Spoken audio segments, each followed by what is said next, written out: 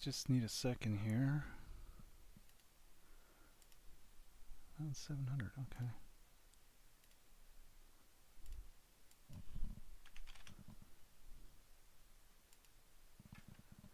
I'm attempting, so I dumbed down after my last video. I bumped up the bitrate pretty good. YouTube handled it, Rumble did not. So I looked into that a bit more. Yeah, that Rumble has a much lower bitrate max, so I dumbed it down because I'm multi-streaming, and you have to kind of stream to the lowest common denominator, so I dumbed things down a bit. Should still be fine. But I'm trying to get Odyssey to work again here too. Oh, no. And it is being a gigantic pain in the rear. Why?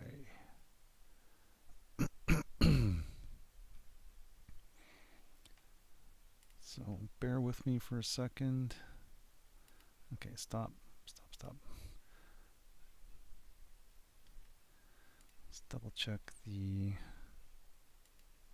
server URL.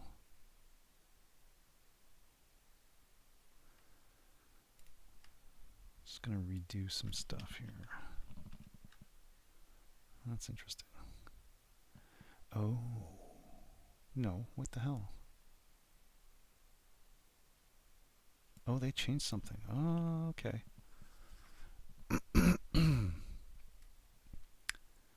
Sorry, a little congested today. I don't know what the hell's going on. My right eyelid was like itching last night. Now it's kind of semi-swollen up, so it's some kind of allergy. I'm allergic to some dust, so that could be.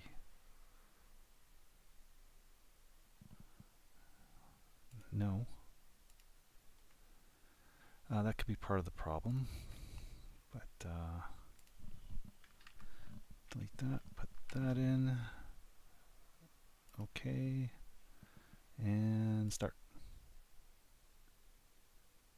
Ah, there we go.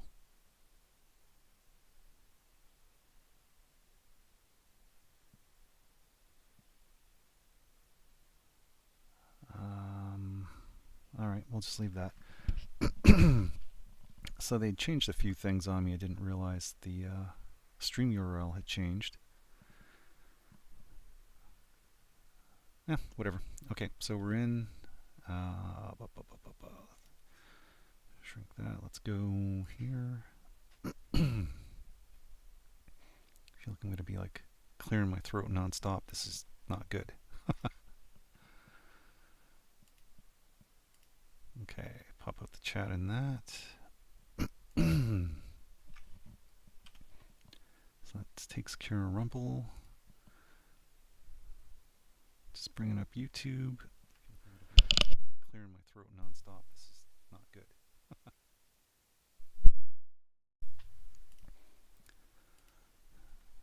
I just closed up the mic there for a sec so I could clean out my throat a little bit better. Oh, Jesus. Alright, you stupid. Come on, Odyssey. There we go. There we go. Now, where do I... There it is. Okay. Shrink all that shit. Move this over here. Move this over here. Get rid of that. Alright. Finally. Jesus. So it looks like they dropped a new season. I'm not going to buy it. I mean, not yet. I'll probably get it when it goes on sale. But I'm working my way through the different seasons. I started at the least and I'm moving my way up.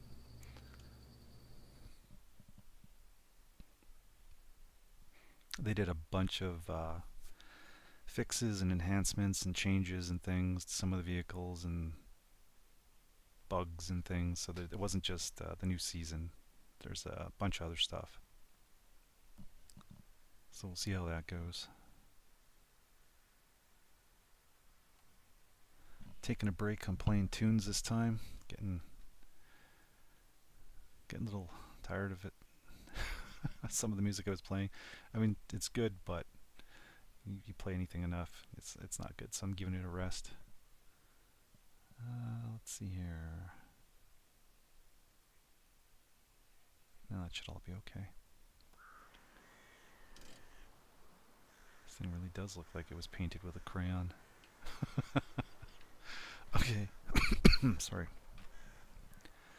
Where are we? So now we've got most of this map. I did do a little bit of work outside of stream. I had a half hour here or there, and it wasn't really worth streaming, and I was kind of bored and wanted to play, so I got a little extra done in here. But yeah, so there's a bunch of missions where I need logs, medium and long logs, and those are on this map. There are 2 maps in Scandinavia. I completed most of the jobs in this one, and now I'm in this one. I think I've got all the spots where there are missions done up, so that should be okay. Except this element of...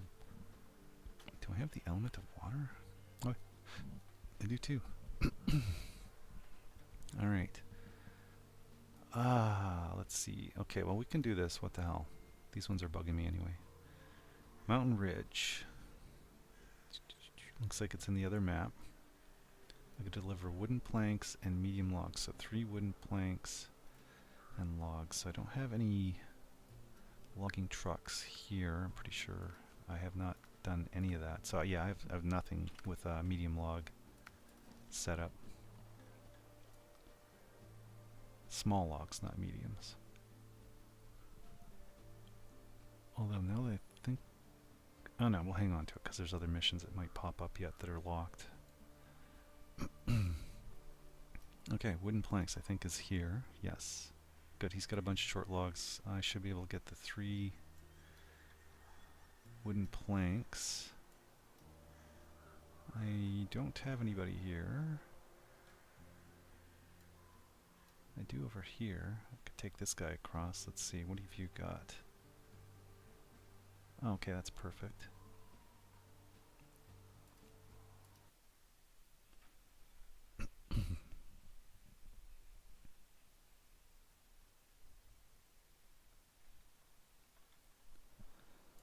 Looks like he's got lots of fuel and everything. Alright, so this will be good. Let's see, what's the easiest way over there? Down this way.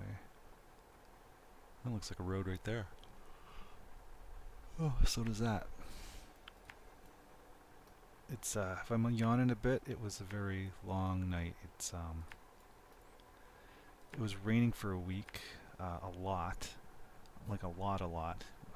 Depending on, we're supposed to get more rain this weekend, but we had almost non-stop, and it was coming down. There was people with flooding, and if it keeps going the way it's going, if we get enough rain this weekend, we'll beat the record that was set in 1917. So that's how much rain we're getting here. Alright, let's just go there first. So it's really freaking humid here, and of course as soon as the rain clouds go away, the temperature shoots way up. 27 degrees Celsius was, I think that's in the 90s Fahrenheit, plus the humidity, so, you know, it's getting a little bit like Louisiana. My friend from Louisiana is watching. He's always talking about how bad they have it down there. It may or may not be that bad, but it's not fun, and we're not used to it, so which makes it even worse.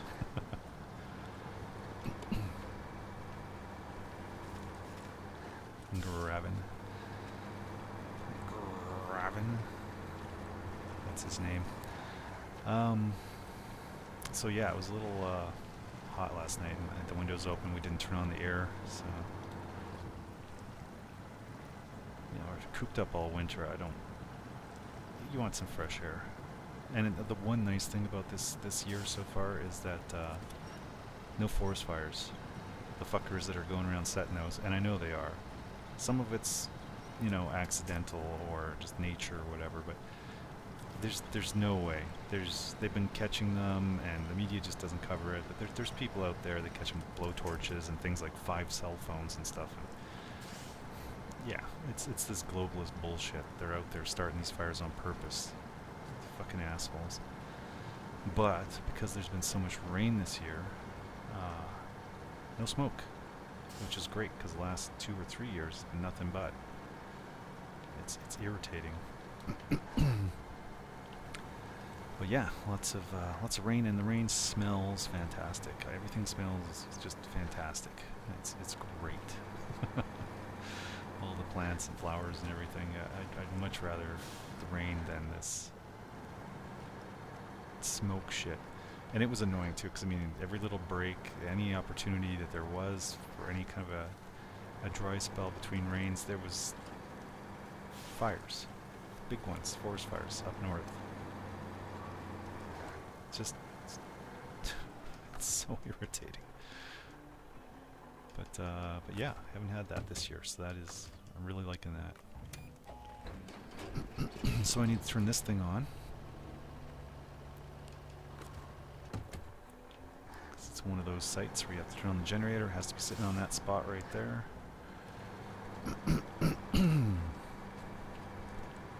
And then when I come over here, I should be able to get my whatever it is. Sometimes you need to bring in other supplies first, like this one requires logs, short, long, medium, whatever.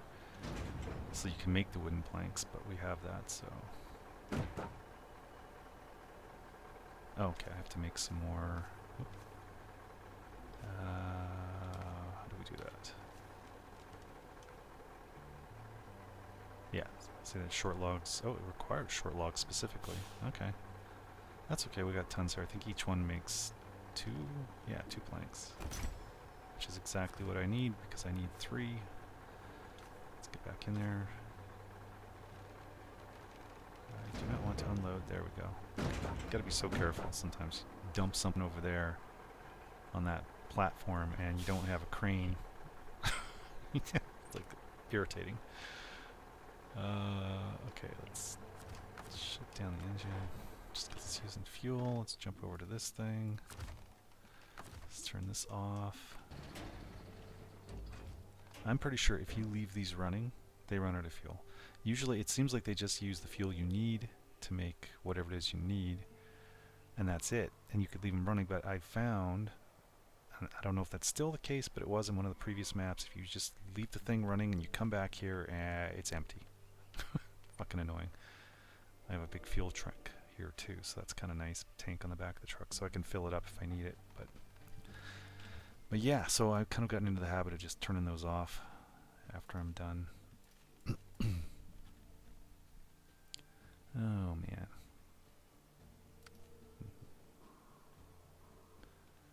That is not what I want. Oh, that was this guy. Yeah. Sometimes it's hard to click on them on the map because there's too many things in the same spot. Alright, what is the best way to go? So that's the side entrance. These maps are weird. Things don't quite line up. But, yeah, it wants me to go to here because there's new ones. See, I did all this British Columbia, Ontario glades all the way back to the beginning, and then these are the ones I'm going to work down in order as I go through. And they just added, oops, that was the one right there. This thing in Mexico.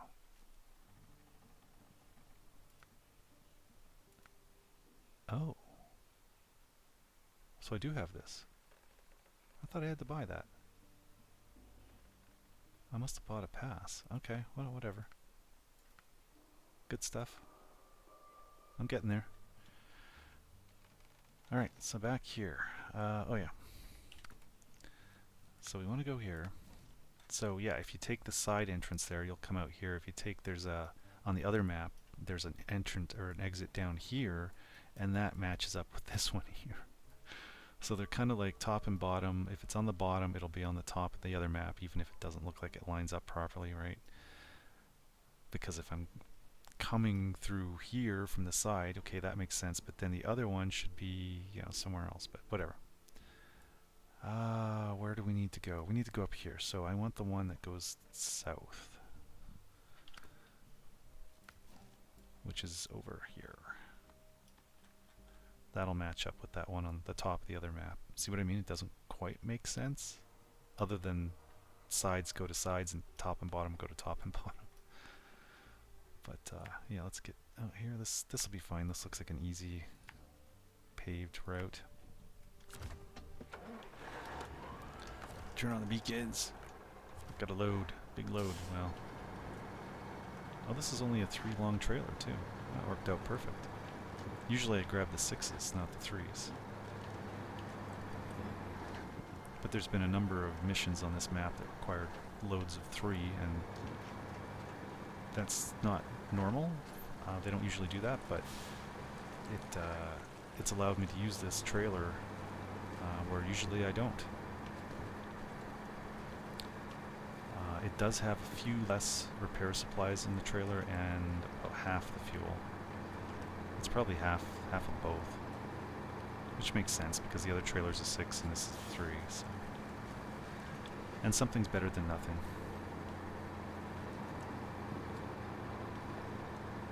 Although really,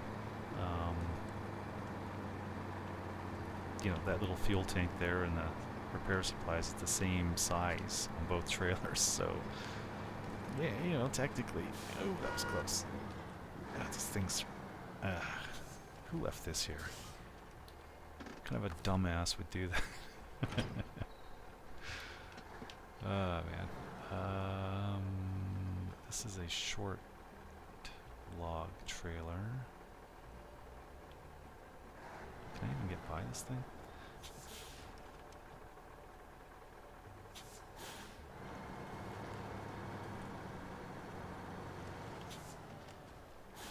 Must have been in a rush.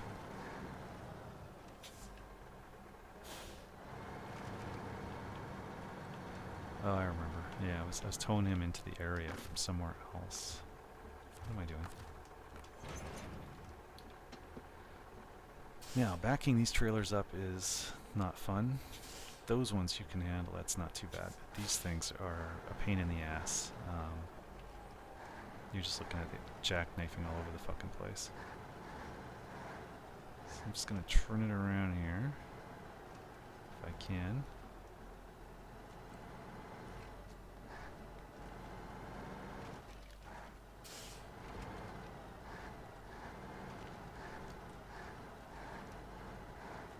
Get it set up so if I need it again I can just hook up and go, but so it's also out of my way.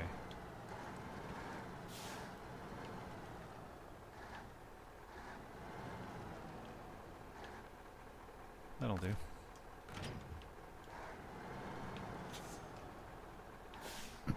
Dark, very dark.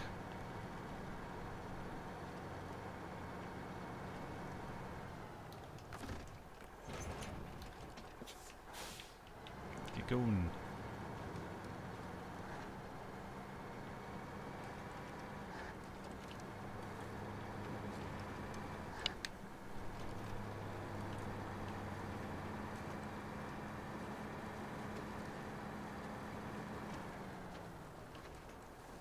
So now that I think about it, oh, there's music. I can hear it.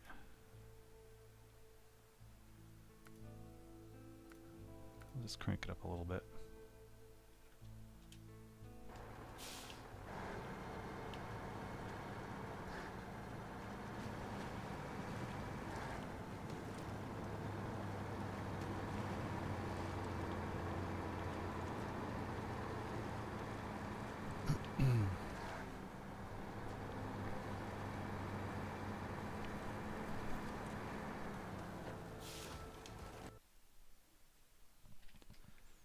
Head over to the other map, drop this off, then gonna grab some medium logs. Dark as hell out here.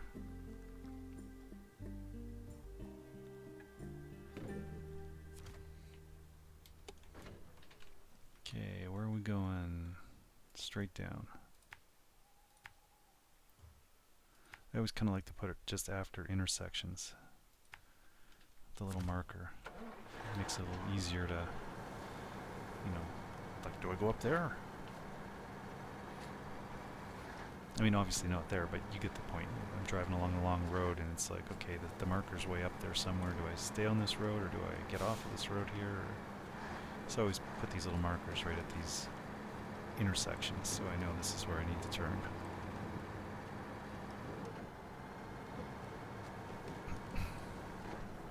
I love the vehicles with the all-time all-wheel drive and differential lock. It just makes things so much easier. They could go fast. Go on any road. Because normally with the differential lock anyway, you have to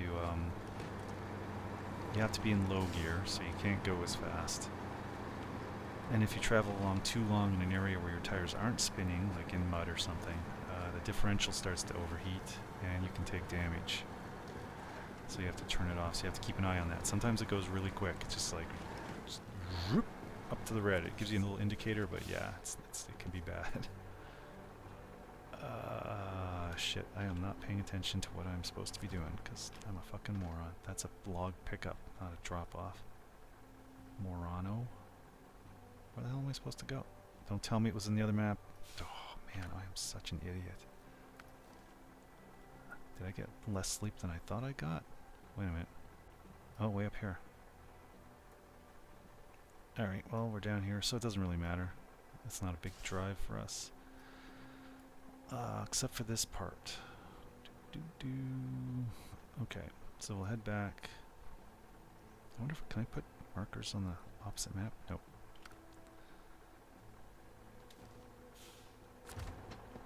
Alrighty then.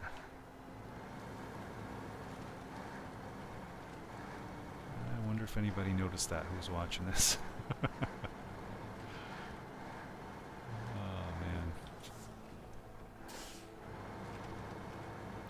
What really sucks is that at work I need to be aware of little details and things because that could really fuck everybody up. We've got about 10,000 machines and we use a system called Workspace ONE from, it used to be VMware, now they're called Omnissa. They split into Omnissa and Broadcom. Sort of. But anyway, yes, there's one of the tasks that I do or used to do monthly. I'll pass that off to somebody else so I can do some other stuff, but is to delete machines that have been removed from the environment. You know, lease returns and missing machines that have been stolen or whatever, or broken. So I'll go through once a month and I'll remove those.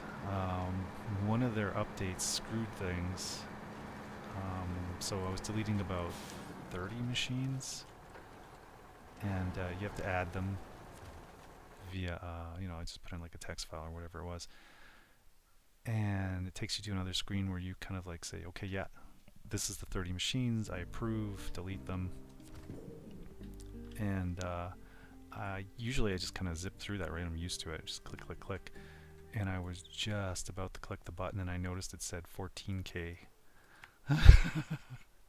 I still get the sweats over that. Fuck, I almost deleted every machine we have. Yeah, we have like 10,000 computers, but we have like, it includes the phones, tablets, everything's in there. Yeah, and I almost deleted everything. Because, you know, you back up and it's like, yeah, there's like 35 machines selected. I go to the next screen where you say, yeah, I approved the deleting of this, and suddenly it's just wondering if I should go this way. This way it looks like it might actually be shorter.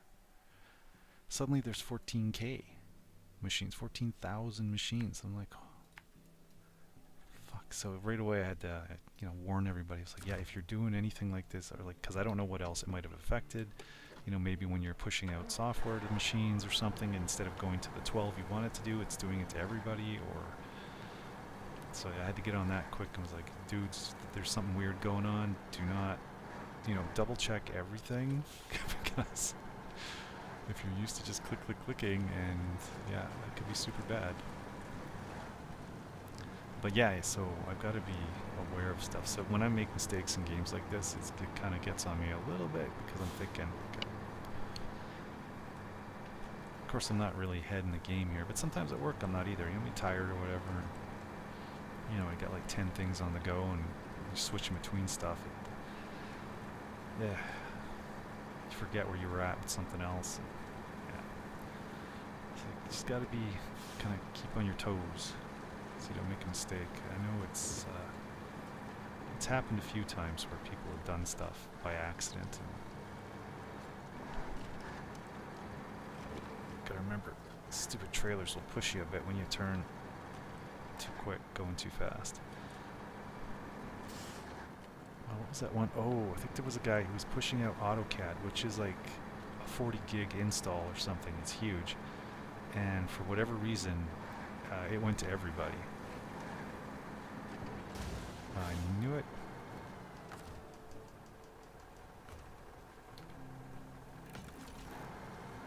Yeah, he pushed it out and it went out to everybody. So we had to, he caught that, but I mean, still that's when we were using something called SCCM to do the installs and stuff. But yeah, so it was that. I had once where, so we have a file share where we keep all of our, all the apps that we install for everybody. We have, I don't know, 10,000 plus different applications that people might need or use or whatever. We call it software certification. We certify new software when it comes in. We make sure it works on the operating system. It works as in installs. You know, if there's an obvious issue, you know. But we also package it up so it does silent installs. We make a little install file that installs the application silently, and then that we can use to push out the software via, in this case, Workspace ONE. It used to be SCCM. Or PDQ is another one we use sometimes. So yeah, so we have this big file share. So what was I doing? I was copying files from one thing to another or something. Or was I using a laptop that had the touchpad? Whatever happened, I ended up dragging the entire thing somewhere else. Like, I knew instantly what was going on, but I had to stop because it just goes really quick, right? It's all in the back end there in the servers. And so that started moving stuff around, so I had to do that. What else was there? Well, Workspace ONE can be a little finicky, a little picky. I was setting up a compliance deal, something with the phones. Android phones, I believe. And I was just testing it. And I set it up, and it had deployed to everybody. And I knew it, because within like 2 or 3 seconds of doing it, my phone beeped, and I just had that feeling right away. I was like, uh-oh. So I looked over, and I was like, yep, it's saying I'm not compliant for whatever it was. I think it was, I can't remember now. It wasn't anything bad. It was just a message people would get. So suddenly, it's going out. Everybody's getting this message that they're not compliant. And it was like, the help desk started getting calls. I reversed it like right away, but it was already too late. So I don't know how many thousand people got that. That was annoying. But I mean, it didn't break anything or do anything. It just caused a little message. But yeah.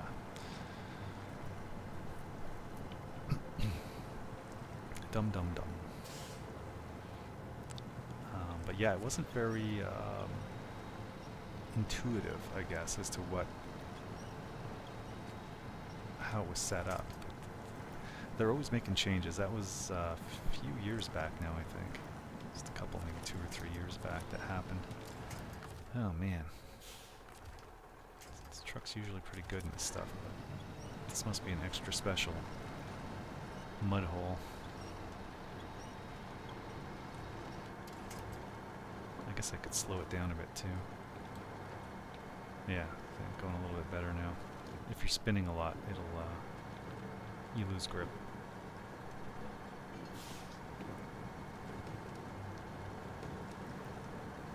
Lots of fun. So I'm thinking this weekend I got my rear brakes done last weekend. I think I completed it. That was a huge pain in the ass. Took me a week, mostly because there was a bunch of bolts that were just seized up big time. And the rust. Oof. More than anything, the brakes seem to be taking the brunt of that. And it's probably because I don't... Okay, so which way am I supposed to go here? Left. Because that kind of looked like... That's not a road. Okay. I sprayed down the cars underneath and wherever with in the door panels and stuff with this rust preventative stuff. Anybody who lives in the salt zone kind of knows about that. You can take places into... You can take your car into places like... I don't know what you might have where you're at, but I think I'm going to go up over the top because this was a big mud pit that was kind of a bitch to get through. Oh yeah, there it is. Although there are trees there. So I do something similar, but I do it myself. And but I don't spray the brakes because you do not want to get oils and stuff on your rotors, your brake rotors, because obviously then they'll be all slippery and you won't be able to brake. So I avoid those, and because of that, a lot of the stuff in those areas gets really corroded up, and did. So this time, yeah, I replaced everything: the rotors, the pads, the brake caliper, the caliper carrier, the speed sensors, something called the axle stub, which fits onto a big beam that goes across the back of the car. It's what the hubs and bearings sit on, which is what your tires connect to. And I replaced the hubs and bearings too. So yeah, the whole thing, both sides, brand new, pretty much. Also cleaned up a lot of the rust, the surface rust and stuff, treated it with this stuff. Turns it into a kind of a black crystalline, that changes the rust into a black crystalline thing, which helps prevent rust. And then sprayed everything down with the rust preventative stuff, and in some cases I put marine grade anti-seize on everything. It seems to last forever. Gets on there, it's really thick grease. But yeah, the rotor's clean as a whistle. I didn't put it on anything that might spin off grease or something onto the rotor. And all the bolt heads and the bolt ends, and because some of the bolts go right through certain parts there and stick out the other side, and then the end gets all corroded, or that's a way for corrosion to get into the threads. And yeah, used a lot of stuff. I even had I have a die and tap set. It's for you can make your own I guess bolts and bolt holes and things like that, but you can also clean things up. So for some of the bolts there, after I got them out, there was stuff in the threads in there, so I used a tap with the exact same dimensions as the threads. It's basically like a screw with teeth, and I stuck that in there, and you have to oil it up a bit when you do it. Move that around back and forth. Got that all super cleaned up, so those bolts go in like perfect. And yeah, so I mean that whole thing, 100%, and hopefully it'll last a lot longer this time. But that was the backs. Took me a week. So now I've got to get the fronts done. Considering that the backs took a lot longer than I expected, they probably are more corroded than the fronts. The fronts should be a lot faster, but like I've got 3 days off here. I've got today and then the weekend, but I've got another 2 weeks vacation in 2 weeks here, and I'll start the fronts then, so I have lots of time in case something goes sideways and I have to order parts or whatever the hell.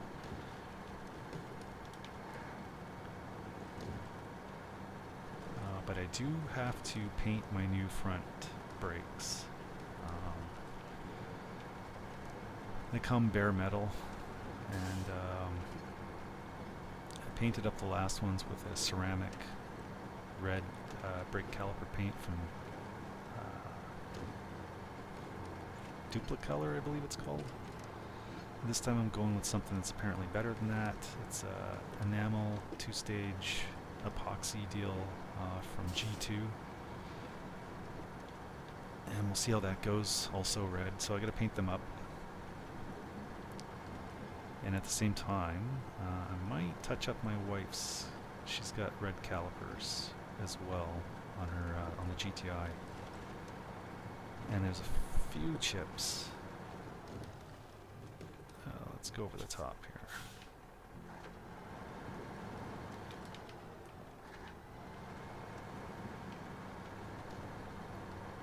So I might put a little dab here and there. I don't know. We'll see. I want to make sure the colors aren't going to be too dissimilar. Although really, you wouldn't notice it too much unless you were like really looking in there.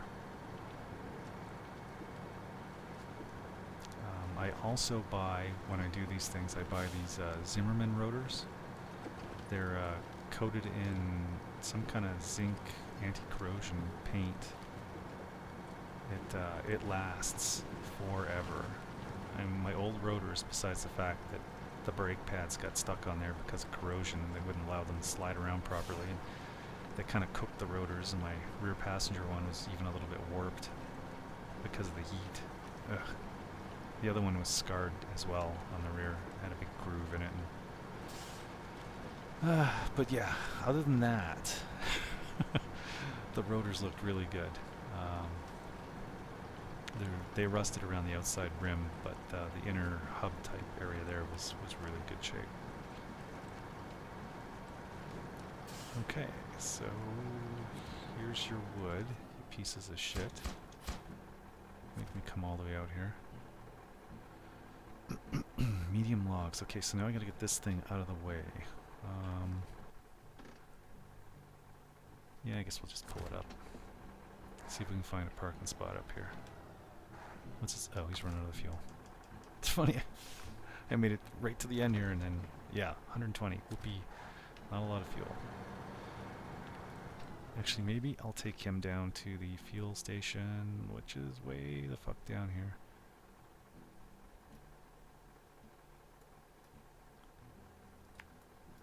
Way down here. Once I'm there, I'll know where I'm going.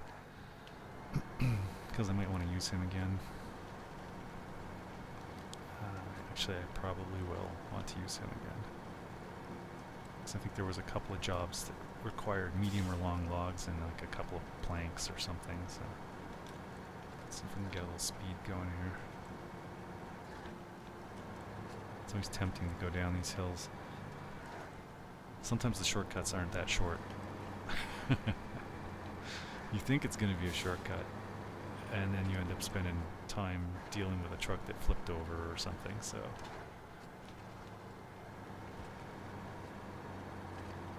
Oh, that looks like a road right there. Jesus Christ, I hate it when it bounces the view around. Where does that take me? That could be faster.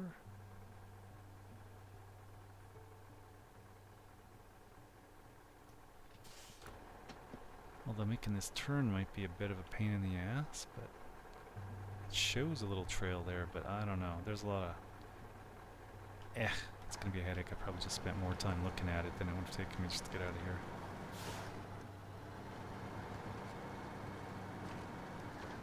Of course, I don't want to run out of fuel either, but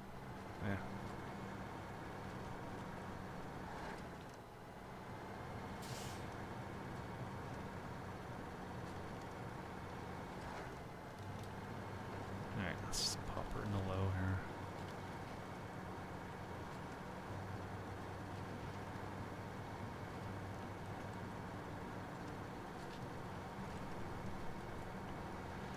Yeah, so sometime this weekend I gotta paint the front calipers so they'll be ready to go when I need them to go.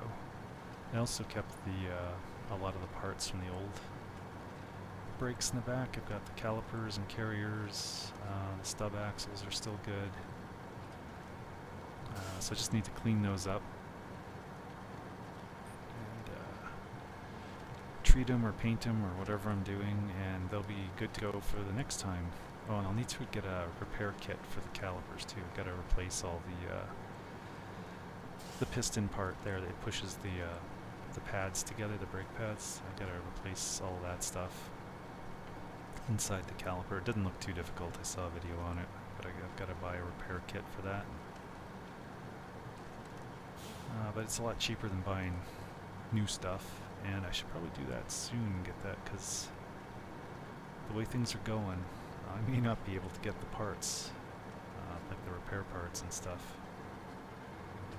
I know there's a couple of states in the US now that are looking at or have mandated that you can't buy a car older than 2005, and they're looking at also preventing people from buying repair tools.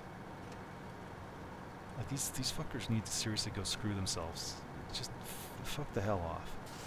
I mean, it's pretty obvious they're doing this to force us to spend money at these dealers and stuff, these manufacturers, and buy the new shit cars, because apparently they're terrible quality, terrible, overly complicated, purposely made so that it's hard to work on. They do weird shit like you know, subscription heated seats and stuff. You know what? Fuck off. I bought the car. It has heated seats. Oh, why do I need a subscription for that? The monthly subscription to use that. That's fucking stupid. It's just, I'm getting a headache right now just thinking about it. Just retarded. Plus, the older cars are built better. I mean, really, they are. My car is a standard. Automatics have been known forever to be more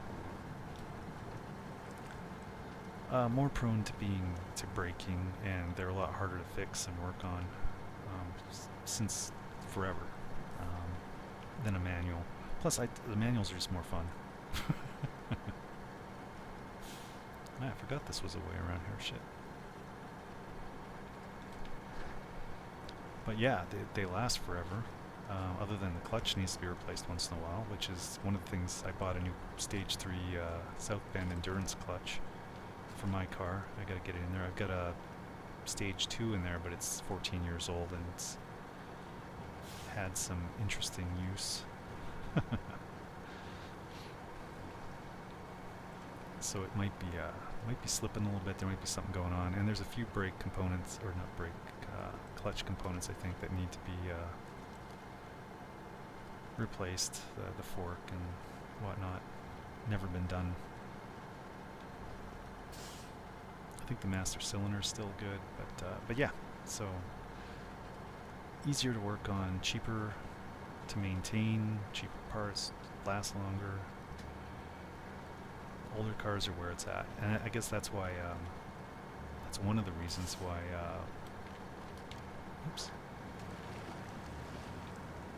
Older cars, the prices have been going up because people don't want to spend, you know, $100,000. It's fucking crazy on a new car. You know, go in debt forever when you can buy an older one. I'm going to keep it in high gear. It'll be a little slower, but the gas usage will be less. I should be able to get to the gas station.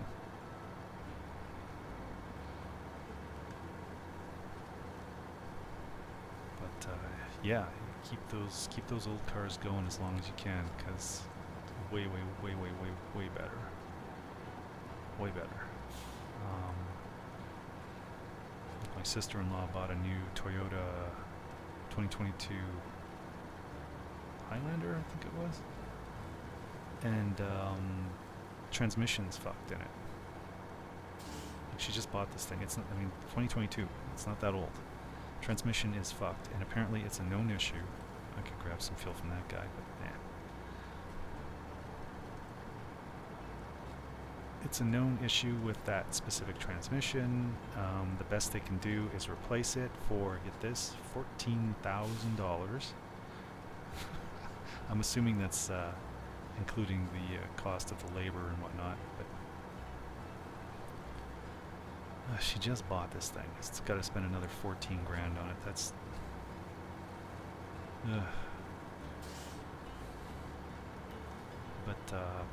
but that's a common issue with these cars these days, and I'm surprised at Toyota, because they're still one of the better rated by a long shot. The Lexus specifically seem to be really well built. But yeah, we can make it to this gas station, no problem. The Teslas and stuff, those batteries, they don't last very long. A couple of years. And then you're looking at, I don't know what it was, some insane amount of money. Oops, stop.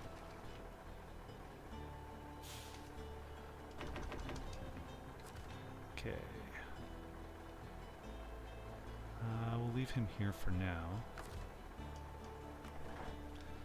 And I gotta go get somebody for medium logs. There's the garage. Yeah, so they're super expensive to replace those batteries. They don't get great mileage. Like they say, oh, well, we've increased it or whatever. No, the batteries don't like excessive heat or cold. Cold especially kills batteries. Do I want to use this guy?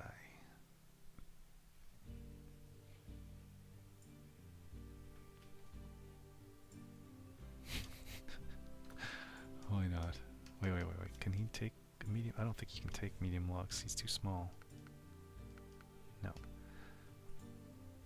But he can do this.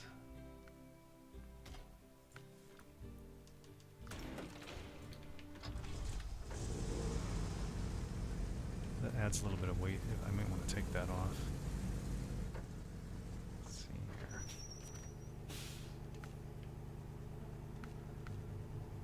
Oh, what's this? This is new.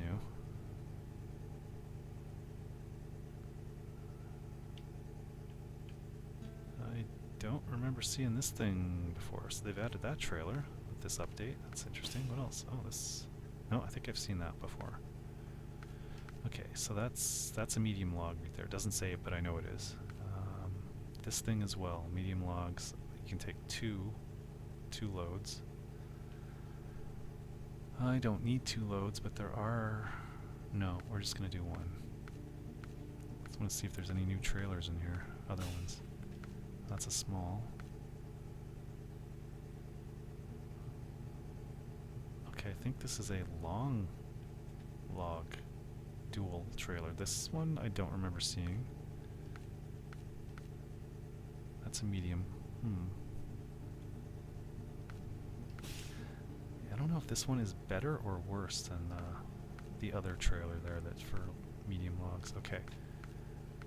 Let's see. This guy is 16,500. Let's go by the cost and see if it's 14,000. This guy I think is more stable though. The wheels are further apart and out towards the edges of the trailer. He's got really tall beams on all the sides. Did I just blink and... yeah, okay. This one, the tires are a lot closer together. He seems a lot more tippy. But it does look lighter. Why does he cost more? You know what? Actually, let's detach.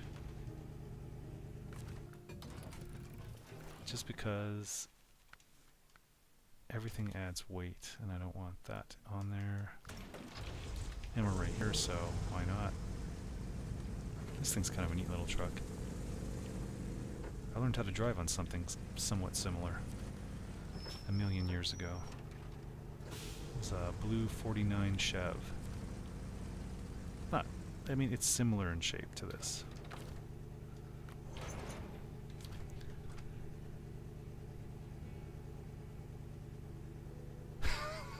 Hey, 5 times. Drove 2 million miles and can't, for the life you figure out why anyone would want to play a game about it. Yeah, I know. It's I actually thought that the first boring, I guess you could say, driving game I got was European Truck Simulator. Oh yeah, the medium logs. Okay, yeah, this is the way I want to go. And I thought, you know, it looked kind of interesting, sort of, but I mean, I thought, yeah, you're just driving around like, eh. It's kind of the reason why I don't like some of the flight sim games, because there was a lot of boring flying, like the real, you know, simulators. When you're up there, you can't see much, and it's kind of boring. But for I don't know. I just a friend got it for me. He bought some Humble bundles that came with a bunch of games he already had, including that. And he asked me at work there. He said, "Do you want some of these games I got? I don't need them. I already have them." And I was like, "Sure." So that was one of them. And I started playing it, and it was oddly addictive. These things are probably more fun to play than they are to watch. Let's put it that way.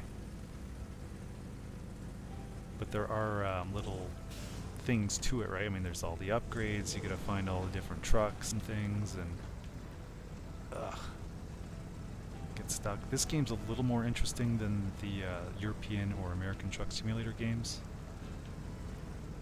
in that there's more to it as far as having to get through the different terrains and some of the cool vehicles and things. The truck simulators are a little more, they're really real life-ish. I guess some companies use them to train their drivers. Like it's crazy. The amount of detail you can turn on in the game, the air brakes and dealing with all the fucking nuances of things. I don't go that far. It gets a little irritating. But it was kind of fun. You make money, you can hire drivers, they have different skill levels, they go up in experience as they work for you, and they make more money for you because they end up costing more, but in the end you make like tons of money. And there's different types of garages you can buy in different towns, and you can house from 3 to 5 trucks depending on the garage. And those all make you money, and I don't know, there's all these different engine options. There's lots of cool things about it. Some of the jobs are interesting too. There's towing, the gigantic loads, and you get like a little police escort or whatever it is. And the laws in the different countries for driving. But the most annoying part is the speed traps and the photo radar and stuff. And probably driving through the states, when you're driving through the towns and stuff, you get stuck at every fucking light. I swear, it's just, I don't get it. Okay, so yes, I have to go back. Okay, so I'm gonna go back. But yeah, this game, I don't know, and it's multiplayer. You can play with other people. I've done that. My brother and another friend sometimes. But I haven't played with him in a while. Either one of them, actually. Everybody's always got life. Me, them, whatever. You know how it is. It's like when you're in school, you got your friends, you hang out with them and stuff, everything's great. And then girls happen. And the guys suddenly start spending less time together, and then kids and families start happening, and this thing's not doing half bad. This little truck.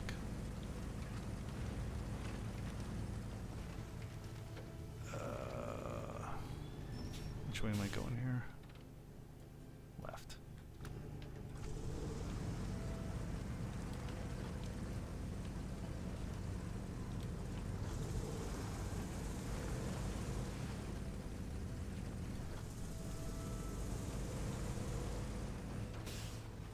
$2 million miles, huh? I've got about 200 and I think I'm pushing 260,000 kilometers on my diesel Golf, which looks like new, by the way. I'm always getting, if I take it to the dealership for any work, I always get approached by the fucking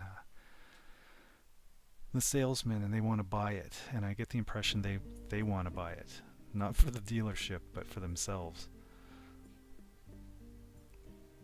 because they don't make them anymore, and they last forever. Like I said, they're just cheap. They're great cars with great little engines, and I assume that's why the government fucked them. They say it was because of the the cheat they did with the emissions tests and stuff. I'm gonna call bullshit on that.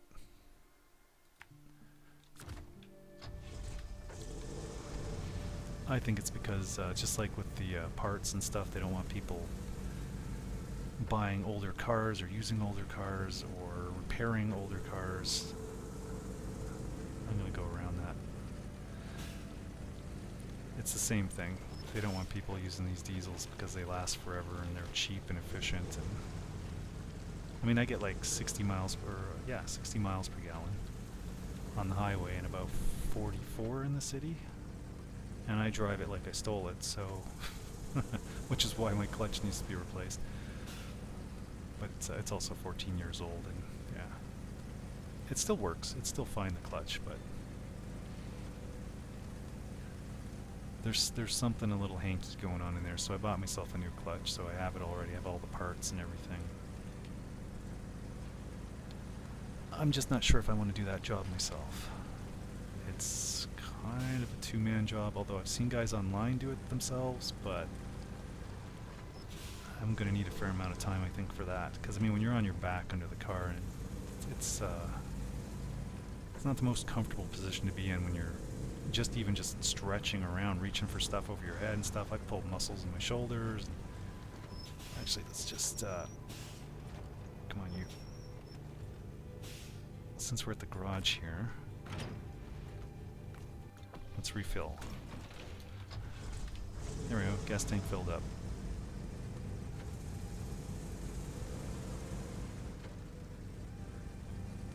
And if you have to like lift some heavy weight, like say the transmission,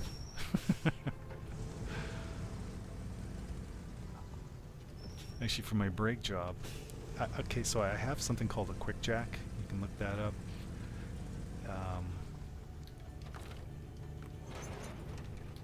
You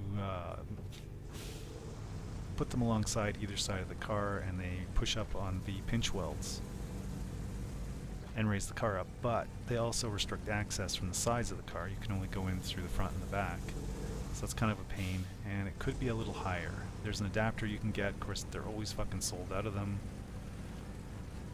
which is frustrating, but my pinch welds are finally, after 25 years of this fucking shit they put on the roads, they're in pretty bad shape. I need them cut out, and I want to put new ones in. But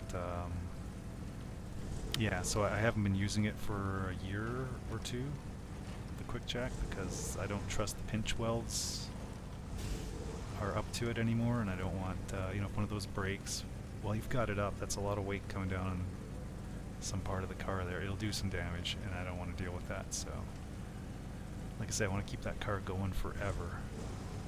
But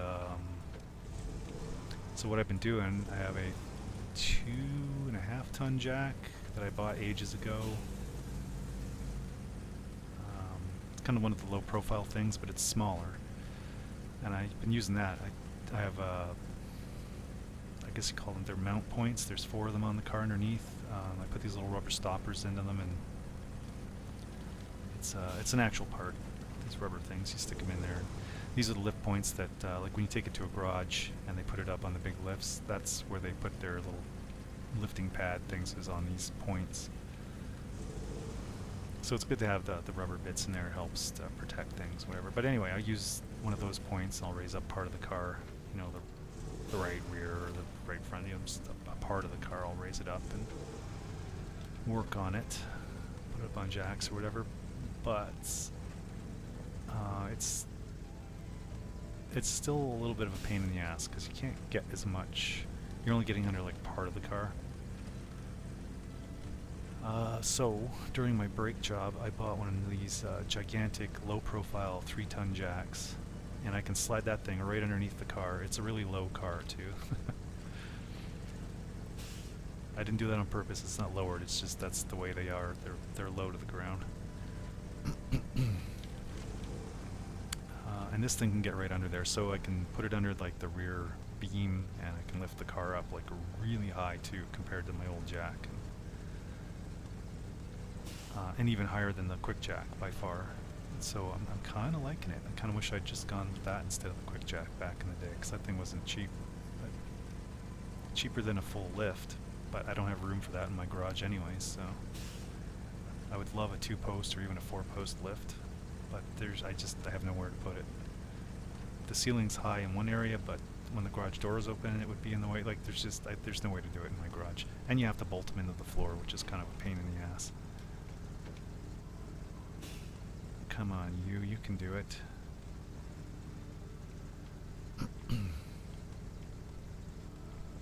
What's the horn sound like on this thing? Eh. You gotta be kidding me. Okay.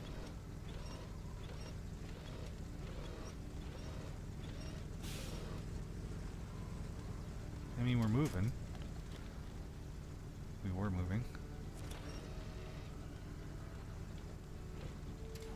Gotta be careful, pull these trees out and I won't be able to go anywhere.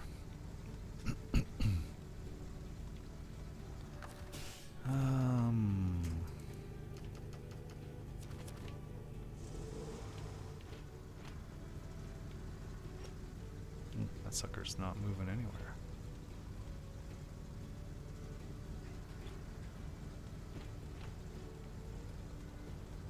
That is not doing shit. Let's see, what else can I do? We can detach.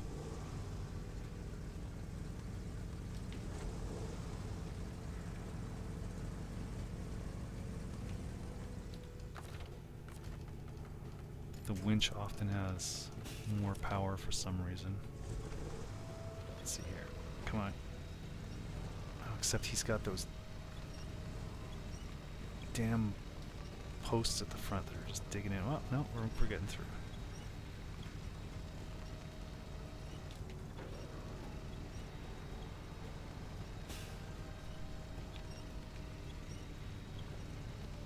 So anyway, yeah, I love my 3-ton jack. It's the one thing about the winches in this game is the closer you are to it, the less power it seems to have, the less pull. The further away you are, the better it seems to work.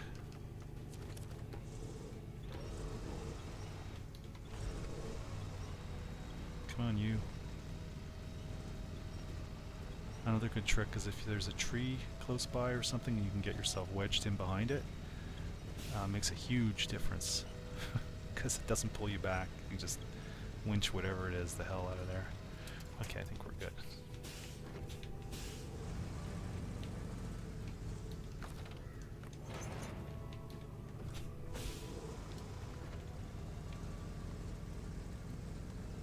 Although I think there's another mud pit here. Some of them are worse than others. They look bad, but they're not that bad, or they don't look bad and they are.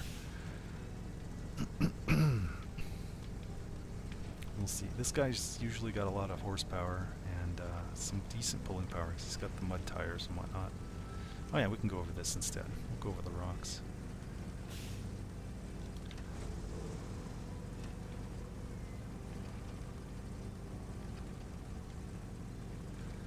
So yeah, off the transmission, let's see.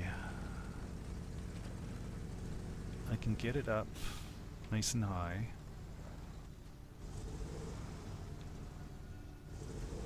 Ah, we're getting stuck in that fucking rock. Come on. Come on.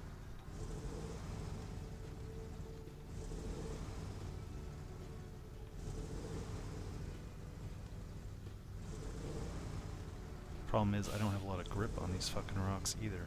There we go. Come on.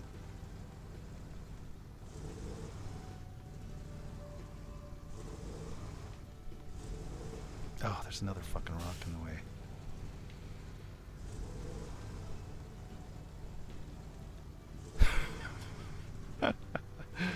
This vehicle may not have been the best choice.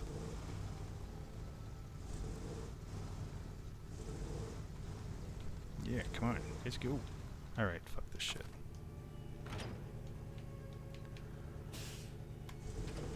Let's see if we can't pull it a little bit.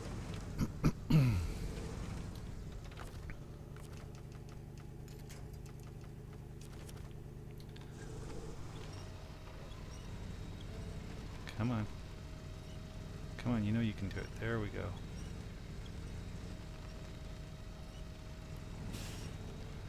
I wonder if that's good enough. Kind of over. What we're stuck on now is those two little posts at the front there. One of them's hung up. The back tires aren't a problem anymore. Let's just pull ourselves back here.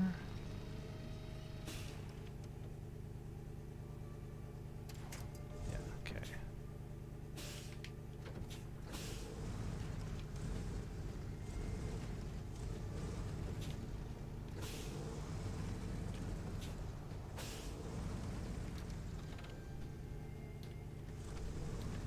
I wonder if that's close enough. Oh, that front bit turns a little bit. It's interesting.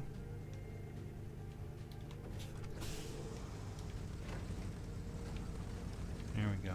Let's get some momentum. Let's go. No. Now what the hell are we stuck on? Oh my god, seriously? Wow. There we go. Thank God for the winches.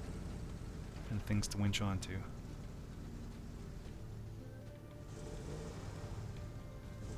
Yeah, I think the problem here is more grip than anything. I don't have the grip.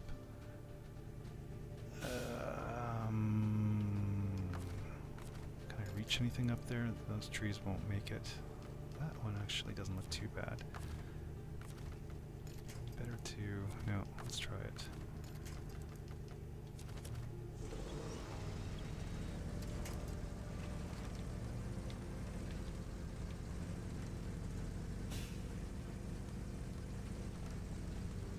Let's hug the shore here a bit.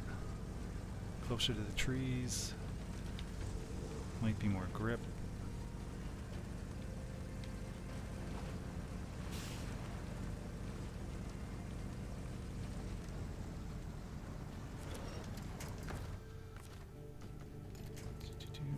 Let's do... the sides are always better if you can do it.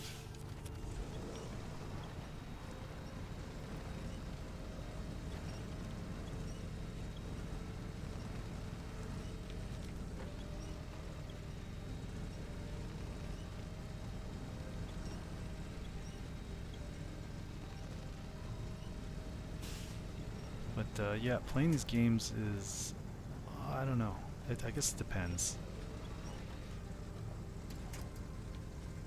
It could be, it's oddly addictive, and I get it. Like when I watch other people play this game, I'm like, eh. And I'm only streaming for the fuck of it, like, you piece of shit. I'm not looking to make money or get famous or do anything. I'm not even sure why I'm streaming. Wow, these guys are just going to be a gigantic pain in the ass. And this little bastard gets stuck. He gets stuck.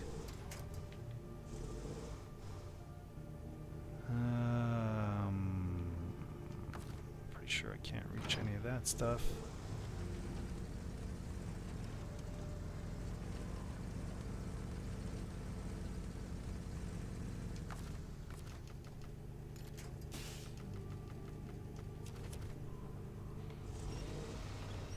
And yeah, I grew up on a farm, so I'm familiar with a lot of getting stuck, back roads driving through all kinds of shit. Wow, this guy just does not want to come out of there. There we go.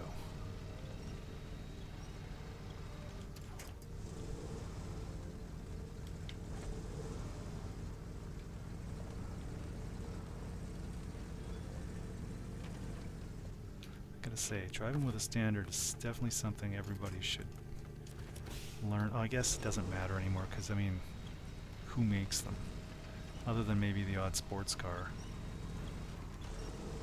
Oh, you gotta be fucking kidding me. Come on.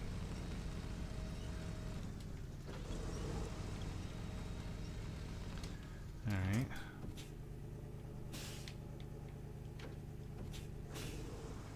Is he stuck on that rock there? I wonder if that's too far. Oh, yes. Although his front end twizzles around, which is kind of annoying. Oh, there's a fucking tree right there, stupid moron. which we can't connect to. What the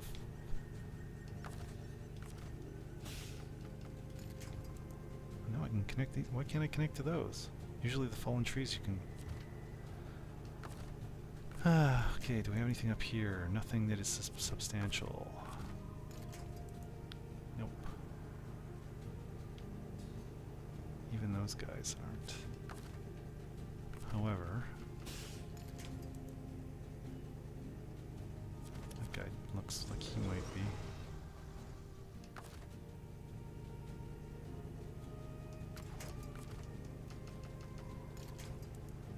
Sometimes just pulling to the side is enough.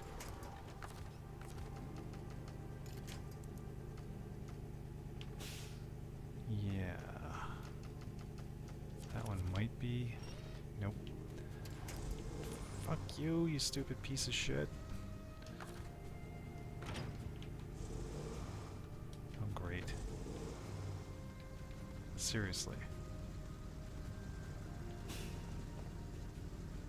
If these fucking trees were working... Maybe I should report that as a bug.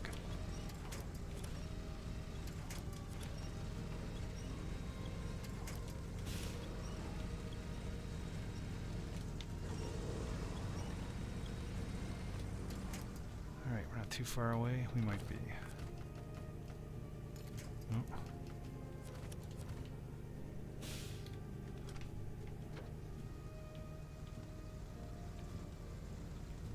See, where do we need to go? Okay.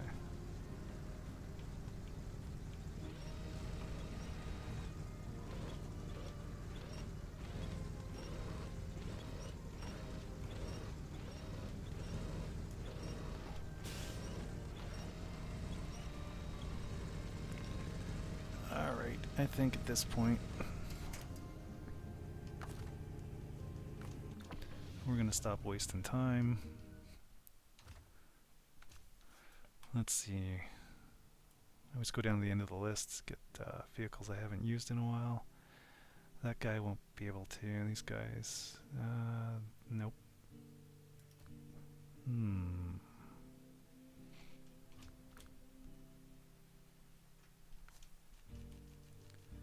What's he got? Do we have anything I can...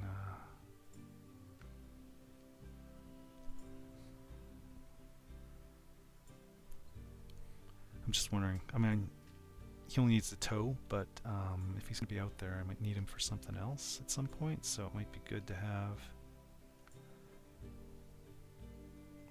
saddle high.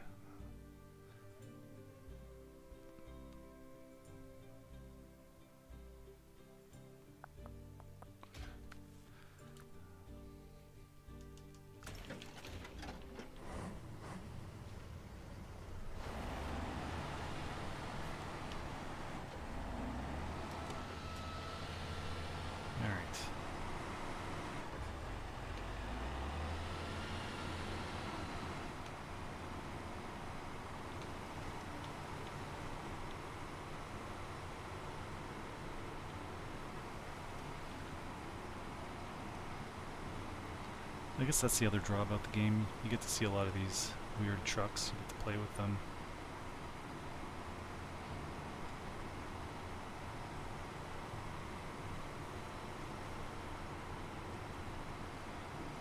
These Tatras here. It's an actual company in Czechoslovakia that makes these. Unfortunately, I think they can't export to places like North America. Regulations and that shit, I'm assuming. It's just the government getting into our face again. But, unless you're the military, because I think they make vehicles for the US military. Or was that? Yeah, I think the US military was allowed to buy some of their stuff. But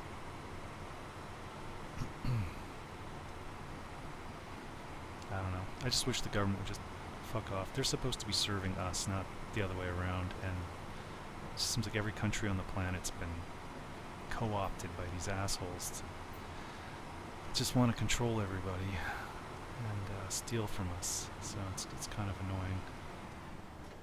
think this was the way. It is. This is the way.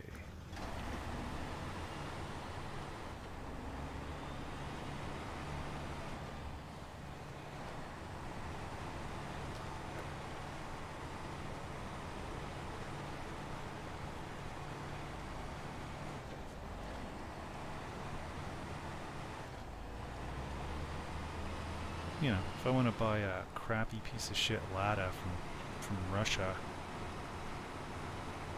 I should be able to do that. I don't know, maybe you can. I do see the odd one around, which is kind of strange because they're shit. And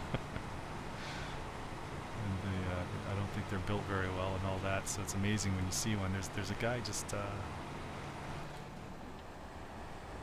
one block over here who's got a Lada in his driveway. I think he has 2 Ladas, which is weird. I haven't, other than him, I haven't seen a Lada in a very, very long time. Because anybody who had one didn't have it for very long because they don't last. They're junk. And you probably hard as hell to get parts for something like that.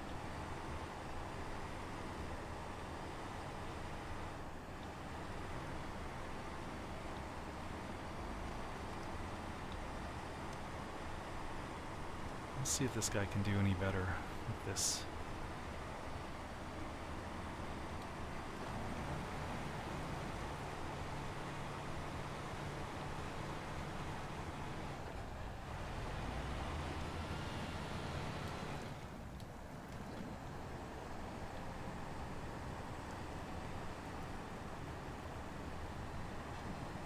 Yeah, we had a military Jeep when I was growing up on the farm. I drove that thing everywhere. And of course, you know, you'd have to find somewhere interesting to drive it, so I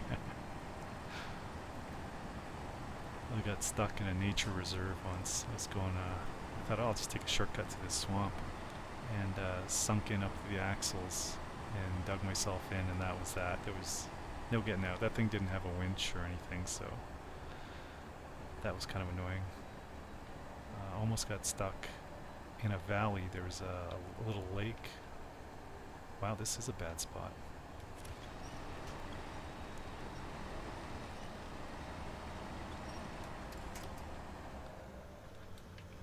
And holy shit. I'm gonna have to bring out one of the Uber vehicles if this thing can't handle this.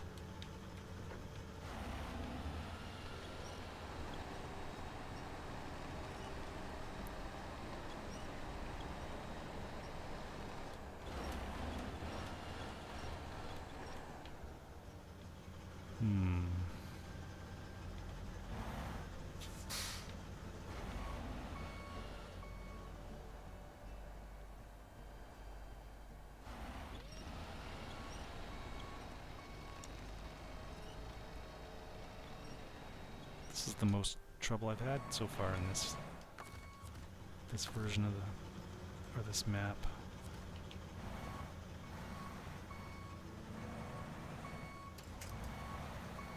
Why is that thing sliding backwards? I don't know why I'm bothering to hook up. Can't go anywhere with it.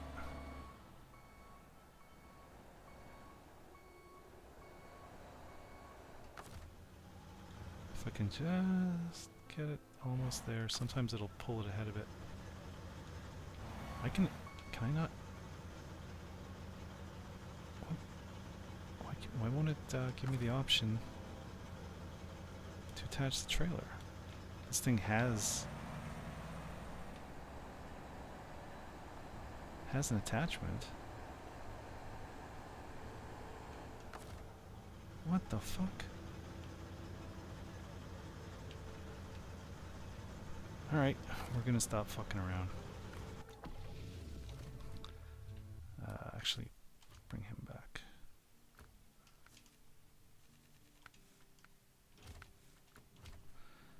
Alright, whoops. What do we got here? Big boys. Really? Nothing there? That's interesting. This guy I could do it. Not sure about him. Some of these guys look. The Avonhorn could probably do it. That Tatra might be able to. But you know what? Given the amount of trouble this thing has given me, I think we're just going to take out the monster. If I can click on it. Yes, here we go. Let's add on, let's see. There's some extra parts and stuff. This guy's loud. He's one of the louder vehicles in the game.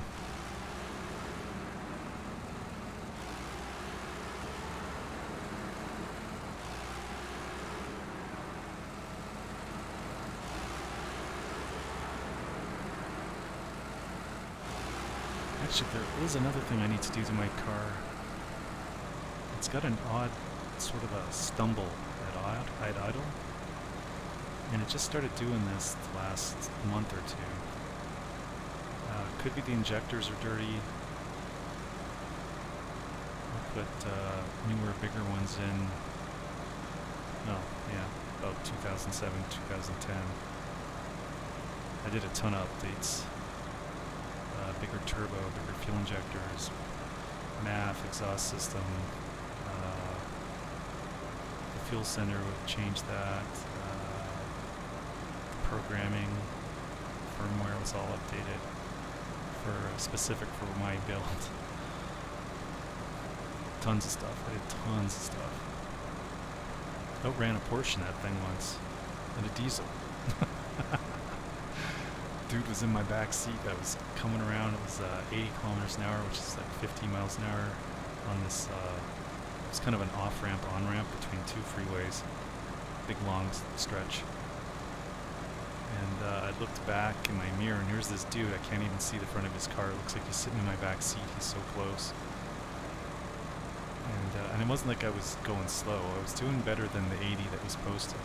But it kind of pissed me off, and I had just done all the upgrades, or a fair amount of them. So I thought, well, I'll just floor it, and he'll get a good snoot full of diesel fuels, because you know, it never did roll coal, but it gets a little stinkier back there. But yeah, after the upgrades, it was tuned like so good that it didn't put out much in the way of smoke, but I did cream him like fuck. I was pulling away from that guy, and I could hear him. He was trying. And within a few seconds, we were up to about 160, and then I took an offshoot to the right, and he went off to the left. So. But I thought that was fun. Fucking asshole.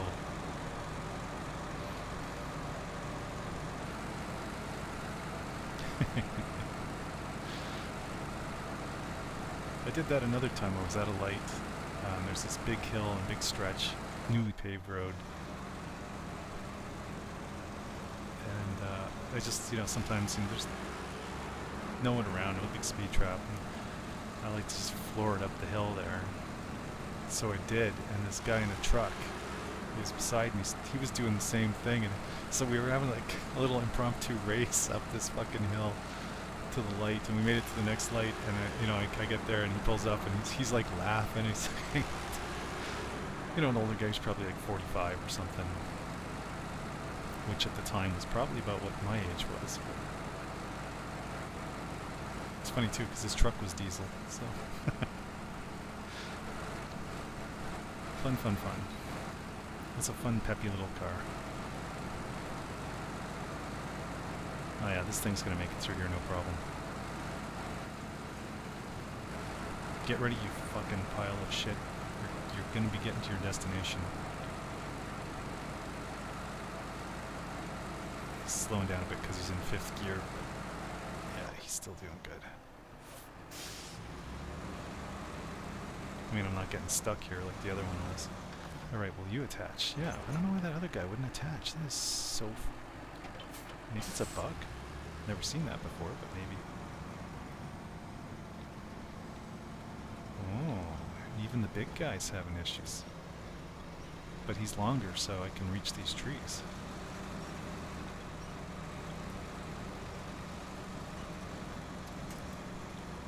This guy's probably one of 2 or 3 trucks in the game that's just like cheat mode. These were missile carriers in Russia. That's why there's a big hole between the cab there and the other side. That's where the missile will be sitting all the way back. They're ICBMs. Take them out and wherever you needed them, mobile missile sites.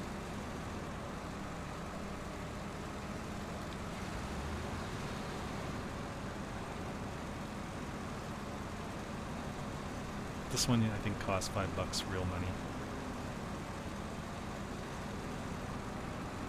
And I can't remember if that was just for it or if it came as a pack. There was another one with it. I don't know. For $5 it did save me a lot of frustration in various levels, just like now. But yeah, getting stuck like that, at least on the last couple of maps, is not a common thing. Let's see, is he gonna turn over this, or am I gonna have to? Yeah. Whoopsies.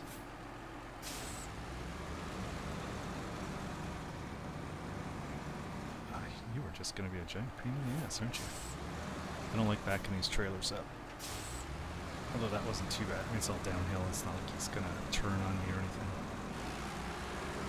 Over here, let's.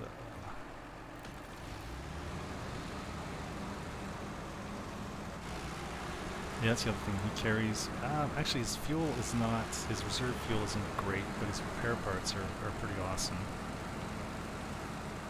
And I've added this add-on on the back here, which adds even more. Like he's. He can go for a long time. I love you long time.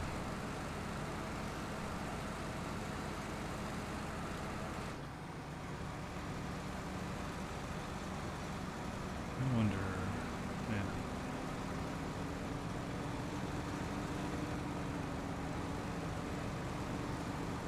Yeah. Neither one of those previous trucks will be able to get up this hill if this guy's having issues. Which is actually strange. This is not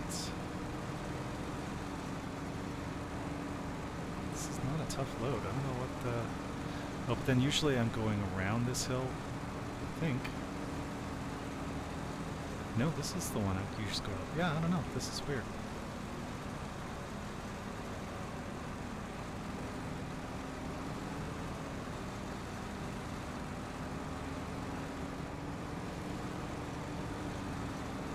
One of the bad things about this guy is his front end is kind of low.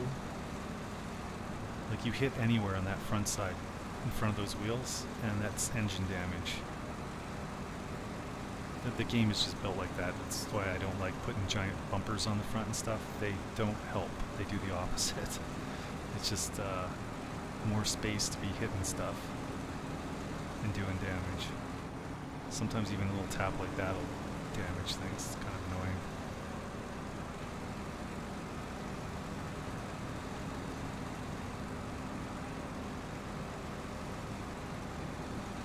But this guy's chugging through, so this is good.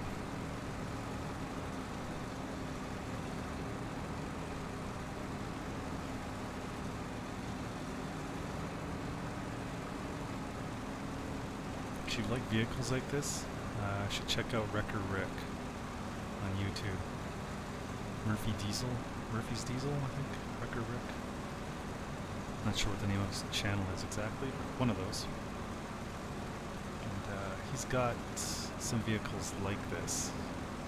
He goes out and buys them and fixes them up and gets them running, and then he's he'll drive around with them and stuff. Sometimes he'll tow people out for free. And there was a dude recently he helped. The guy was stuck.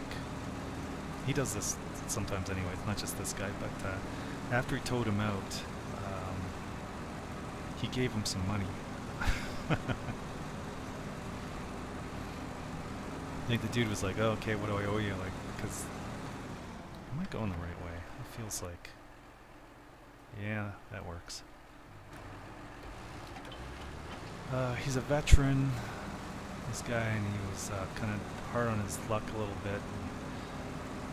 He didn't tell tell him this before he got the money, but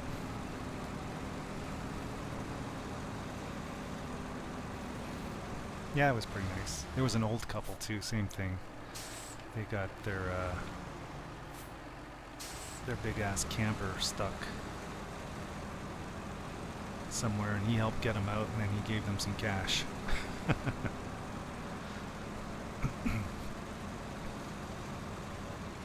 I get the impression he probably makes a fair amount of money. I mean, besides his work, the YouTube channel and whatnot probably makes some cash for him. I think he's got quite a following. He's an interesting guy too. Interesting character. He's got a good family. Interesting job.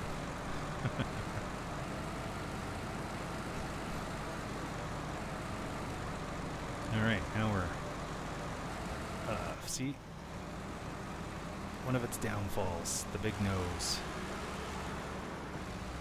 And like a lot of the big vehicles, he has a really large turning radius. That was not enough. Back up, back up. And he takes all day to turn the tires too, which, if you're going fast, can be a real pain in the ass. Like, I didn't even barely touch that, like, fuck. I mean, who cares? I got a zillion repair parts. We're good. And he's also got a ton of hit points, so it'll take a while before the engine's actually losing power.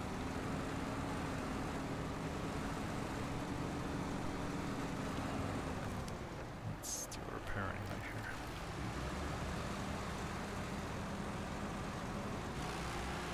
He does eat through the fuel, but he does have, I think 500 liters is about as big as it gets in this game. So he's got a huge fuel tank plus reserve.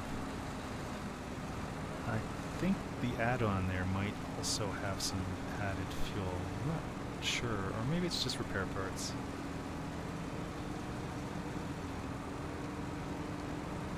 Wow, they better be paying me a lot for this. Because for whatever reason, these stupid logs are being a gigantic pain in the ass to pull up the hills here.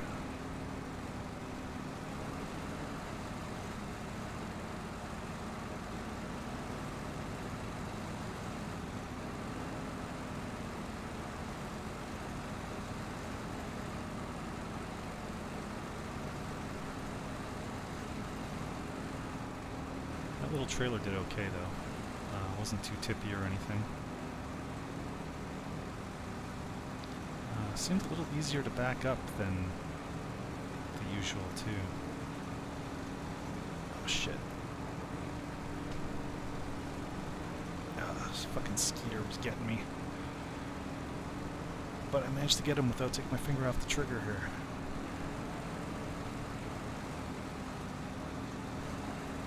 That is one of the things that's really bugging me. I hate mosquitoes. I hate them. They love the shit out of me, but I hate them.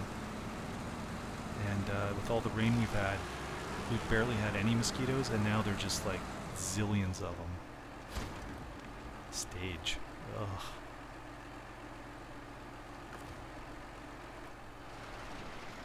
Okay, now where do you want me to go? Medium planks and cement. Now what do we got here? Are these guys? Oh, they are medium planks. Okay. And this is probably the cement. Yes. So I'm pretty sure medium planks take up 2 spots. Does it say? 2. They have 2, and they take up 2 spots. So that's 5. So a 6 trailer would do it.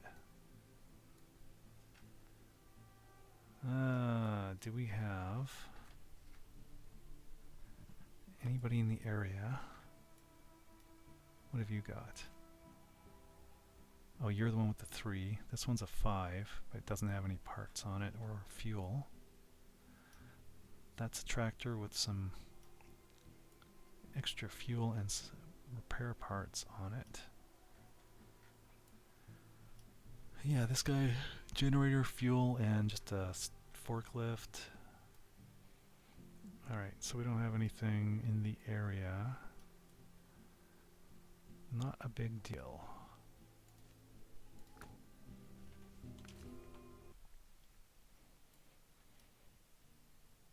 Bum, bum, bum.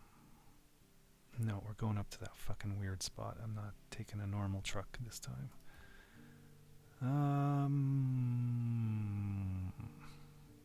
No.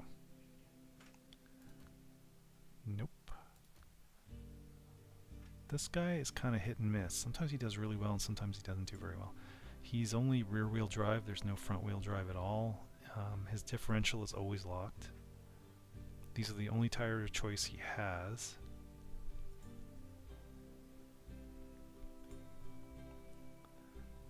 I'm not sure he has a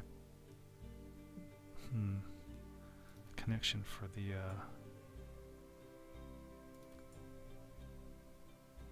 let's bring this guy. He should be able to handle it.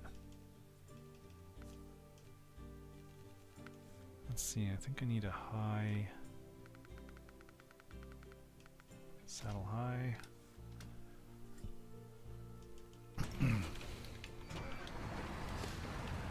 For the trailer we're going to get here.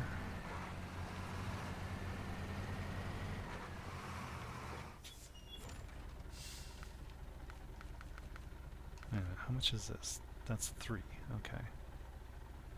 So they give us another one of those with a 3 bed on it, like this one.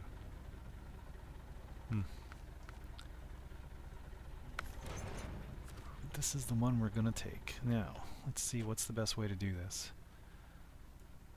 So I do have to get there. This one's relatively easy to get to.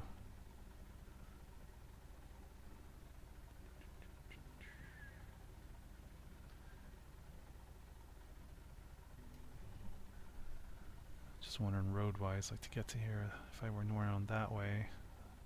I know this turn here was a bit of a pain, and it's got a number of funky turns in there. But that's a possibility, so I could go down here, get the cement, and come back, hit these two. These spots here are a gigantic pain in the ass. Wait a minute, I only need 2 medium planks, and they both have 2, right? That one's got 1. This one has 2. Wait a second, there was a truck. This one, he's already got medium planks on the back.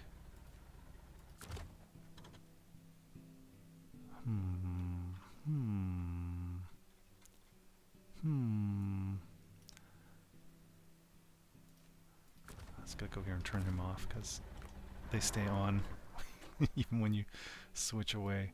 I think if you leave the map, they'll turn off. But so I could. Oh, that's not the best vehicle for this. But he's here. I could head down, get the cement, so that'd be 1 plank and 1 cement.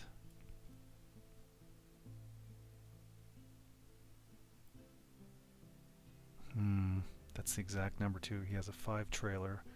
I need 4 for these and 1 for that, so that's perfect.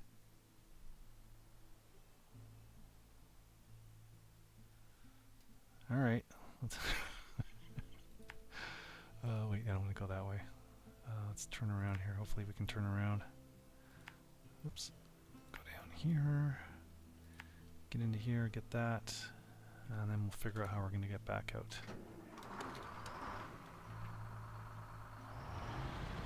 This one's got a pleasing engine noise. It's more of a familiar noise for me, maybe.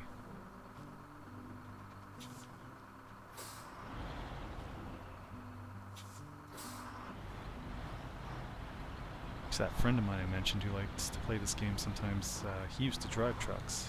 He drove a Mack. There's an American Truck Simulator. There are Mack trucks. He didn't care for the sound, but there are mods. You can add in different engines that have different sound to them and stuff. And so he did that. It's just put her dull wheel drive and stuff already here. Okay, he's doing not too bad. The only thing with this is I might run out of fuel before I get where I'm going, but we'll see. I'm going to be passing by the garage. Now that little mud pit down there is a pain in the ass for just about any vehicle. So we are going to avoid going that way, because this guy will definitely get stuck and that'll be frustrating.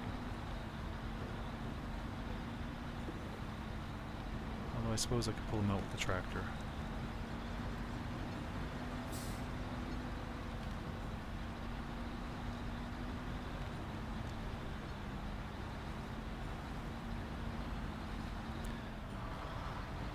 The little stumble I'm having on my concrete cement. The stumbling at idle, it's not bad. Some of it was due to the fact that the lower engine mount on my car was in extremely bad shape, and I replaced that, and that's all good. It reduced it too, like a lot. I just had the engine mounts on the sides done just in November, December, somewhere in there. They'd never been done. The lower engine mount I've had replaced before. I still have the old one. It's in perfect shape except for the bearing, or the bushing, sorry. It needs to be updated. The newer one I put in 14 years ago was better. Its powder coat and everything was totally falling apart, degraded, cracked.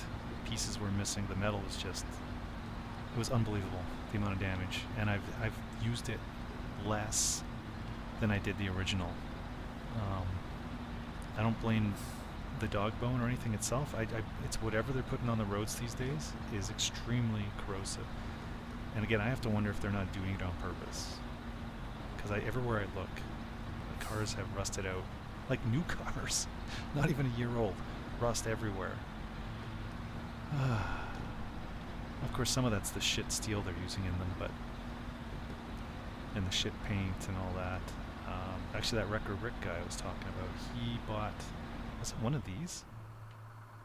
It was a Kodiak, a new one though. A GMC. Because he said he always wanted one, so he went and bought one, and terrible. It was just, the build quality in the cockpit was crap. It was very cheap. The paint, like they had one of the tires, there was an issue, stuff falling off. Actually, I want to go in there. Top up. But we're going to get that guy out of the way first. Hello, computer.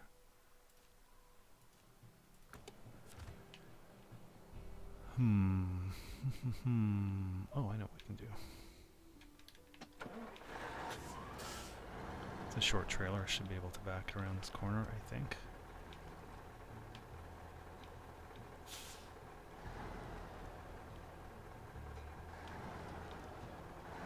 Yeah, too much.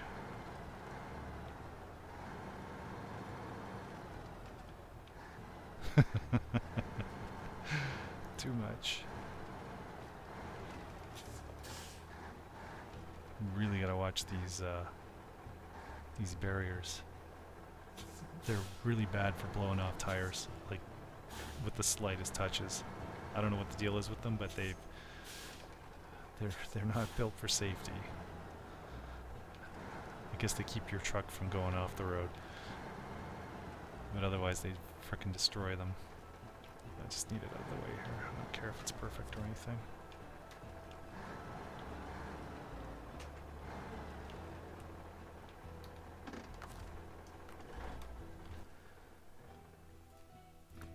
Okay. Anyway, yeah, he bought one of these, and yeah, it gets under there. There's paint flaking off. Terrible paint job in general. Like there were drip marks and stuff. Like it was just, it was depressing. Brand new. Not to mention the problems he had even just getting the damn thing. Made a deal with these people. I think we're gonna go around the long way.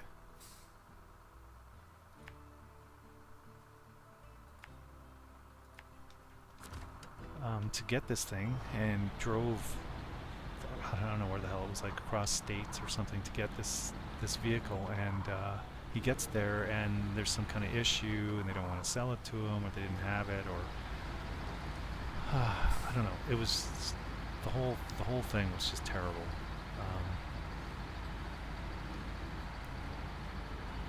Yeah, he ended up screwing them somehow.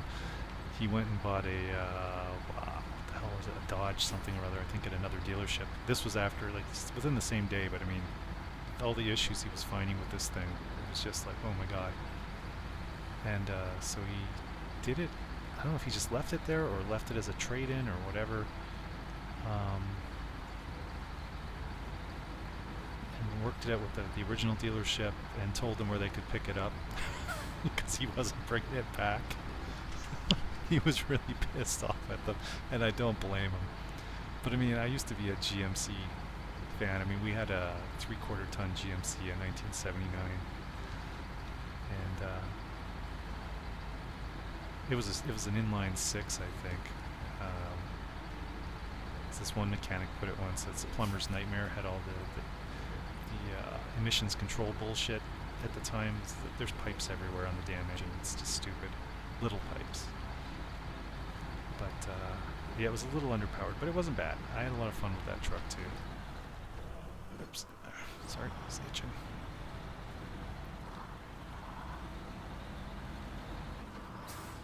Yeah, I missed that. There was the Buick. We had a '69 Buick. It sat outdoors for 8 years at one point, back in the 80s there.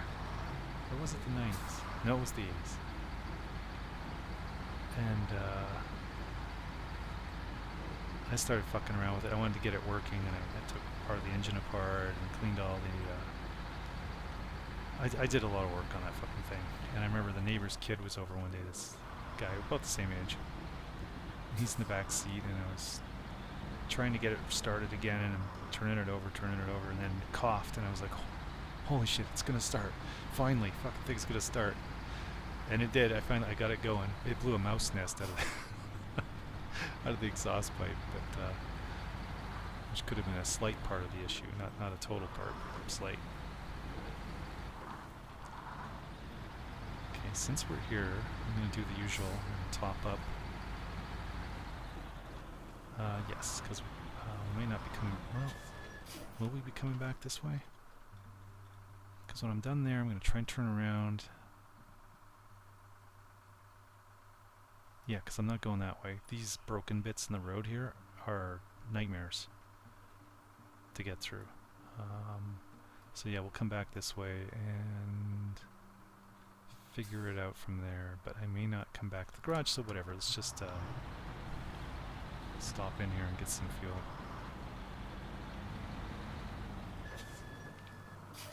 Okay, detach, cover, leave, let's go. I mean, really, at this point, I could use the other truck. Maybe I should.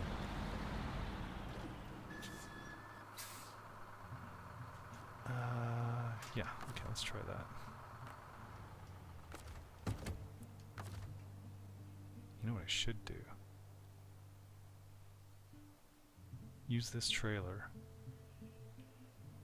and move the stuff over to it.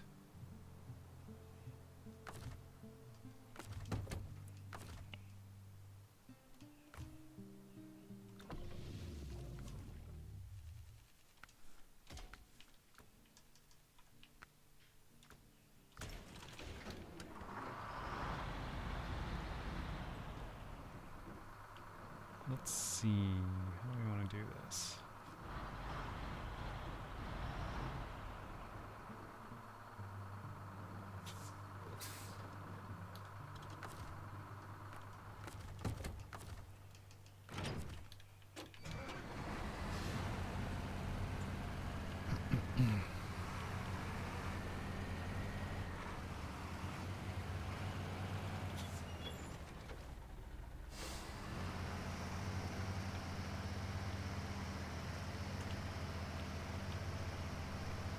I mean, they have simulator games for everything. Farming, mowing lawns, running grocery stores. Like, really monotonous. Some of the things are just, seem to me really stupid. Cleaning stuff.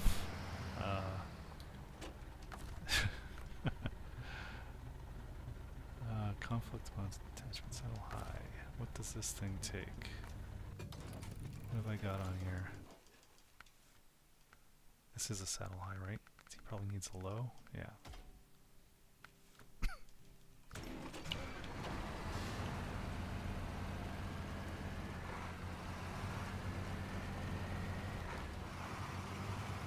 So I mean, as simulators go, this isn't too bad, I guess. I mean, even I bought, I guess you don't buy it, it's free, DCS, Digital Combat Simulator. Those guys are anal. Anal. I mean, the graphics are insane. But you could learn how to fly jets, like real, and military jets, helicopters, whatever. All the buttons, everything works. All the specifications, sounds. It's insane. Of course, you know, if you want to buy like an F-18 or something, it's going to cost you $80 of real money. But I mean, I guess when you consider the amount of work that those guys have put in, I should have just, well, I might be able to just do it like this too.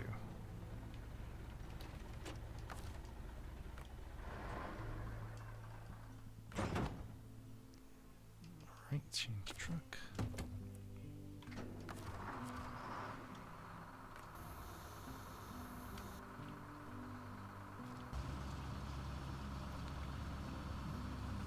Stuck on one of my stacks, isn't it? Yeah.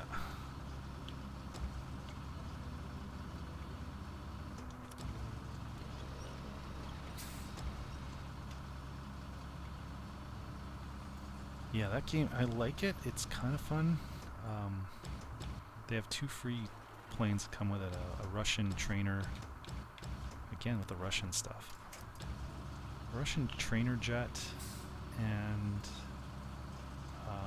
Russian prop. World War II type deal. It's kind of a rip-off of a... Oh, yeah, my brain is not working. P-52, I believe.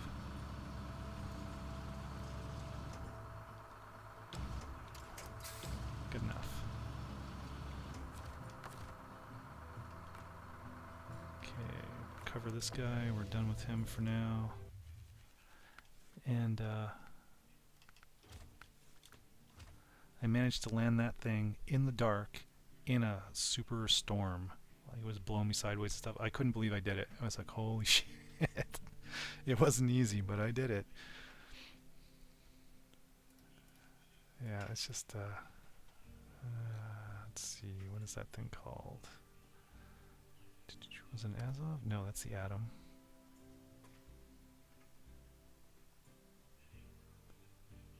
That's it.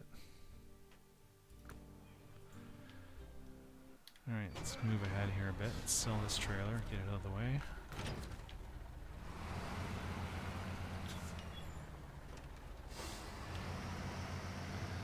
But, yeah, I can only take that. Oh, because this is a high.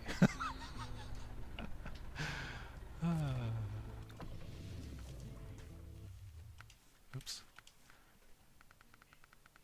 So the one trailer was a low, and this one is a high. Okay.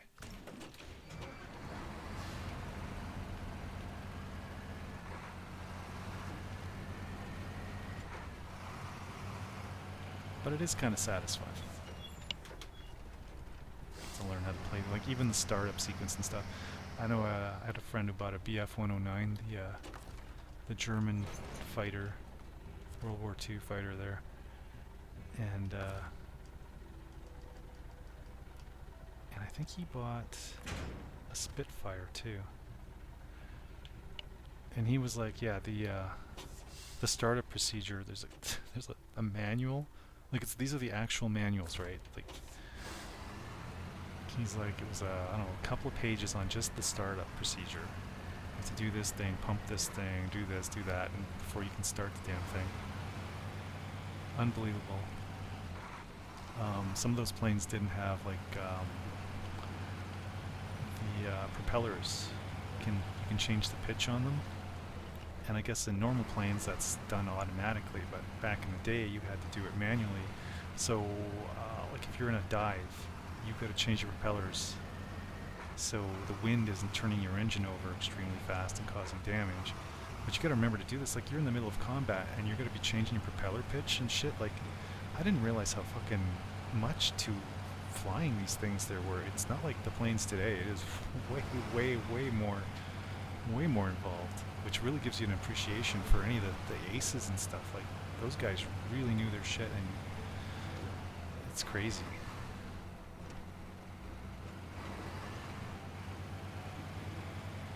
There's also a lot of quirks with flying. And you do rolls and stuff that like, I can't remember what the hell it's called. I used to know this stuff. I used to be really good at this stuff. Immermans and things like this. Anyway, if there's somebody behind you, you can do a roll that kind of loses you speed and gets you behind them. And I'm not talking like you pull up and roll over. I'm talking like a spin on your axis kind of thing. And kind of do an up and a around. It's hard to explain. But there's all these, these little nuances like that. It's interesting. You should watch, I think it's just called Dogfights or something. It was a... I only need one, don't I? Medium pikes. Whatever. Now there's a spare here. Now, can I turn this around?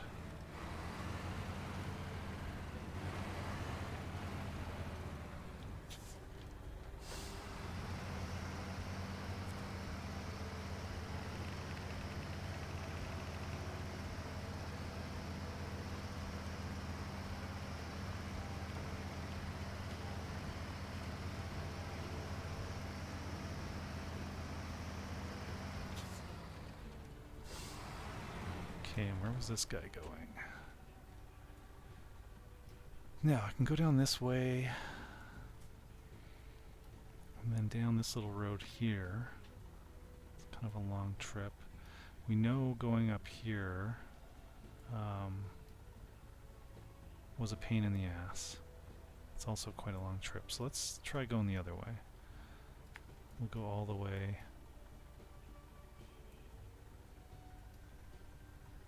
I do remember there was some shit in here, so let's go up this way. I think this was, or was it over here that there was some shit? I can't remember. Doesn't matter. We're going to try going this way. It's going to be a bit of a bitch to make this turn, because it always is, but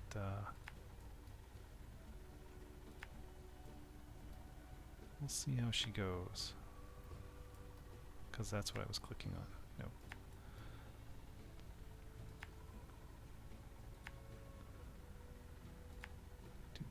Make it through there. Actually, we'll have a look when we get there. Going around this way might be easier than going this way, or vice versa. Might be able to see, might not.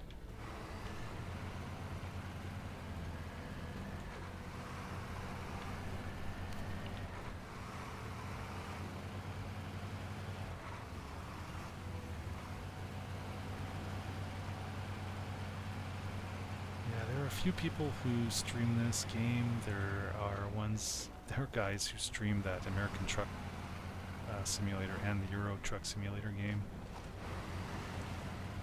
Those are kind of boring. I've watched those and it's like, but people watch. Of course, some of those guys have like crazy setups. Like they spend some money. They've got the whole simulator deal going on. They got the big steering wheels and the shifters and the, 3 or 4 monitors. And they'll get a bunch of guys together sometimes, do a convoy. There's actually videos of actual truck drivers who do that too. They just video themselves driving. There was I can't remember, there was a guy in the States and there was this chick in, I think she's Belgium. What do you call it? Belgium. She's Belgium? Yeah. I think guys are just watching that because, she's a chick. She's not bad looking. But it's kind of oddly, again, kind of pleasing. There was another one my wife was watching, Chef, at a DHL facility, because you could tell it's DHL because the guys that are showing up with the counter to buy stuff have DHL tags and stuff. It's some kind of it's something to do with DHL shipping. But yeah, it's him just getting things set up in the morning and creating the meals, whatever it is, and then setting it all out, and then making the stuff for the people as they come in. I gotta say, a lot of it isn't stuff I'm particularly interested in eating. It's a lot of maybe East Indian-y type food. The guy seems to be German himself. But yeah, I don't know. There's a lot of strange. Actually, the weirdest thing I've ever seen somebody stream, there was a fat young guy, sleeping on his bed, the covers off, his clothes on and stuff, just sleeping there. And there were 200 people watching that. This was back in the day. This was before view bots were a thing, or I think this is like maybe early 2000s. It was back there a ways. I couldn't believe it. I was like, why are people watching this? I don't even know how it must have just popped up in my feed on YouTube or whatever. And I just was like, this is so boring. There's nothing happening. This guy's just laying there sleeping. Why are people watching this? It's not like he's a good-looking dude or something, or... You know, I could see if it was a chick in her underwear having a snooze. Okay, you know there's going to be guys watching that, but this is just some fat guy. Dressed like a slob, sleeping. I was like, what the fuck? I don't know, the stuff some people are into, I don't get it. Okay, I'll try to go as wide as I can here. Fucking rocks, always fucking rocks.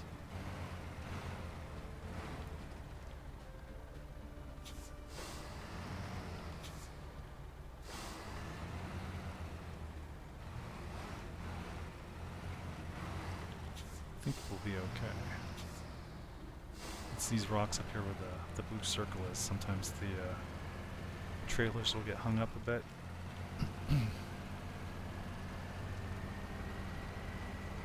Get some momentum going. We might be... Oh, yeah, we're good. And then these fucking rocks that fuck you up for traction. Nope, we're good. We're good.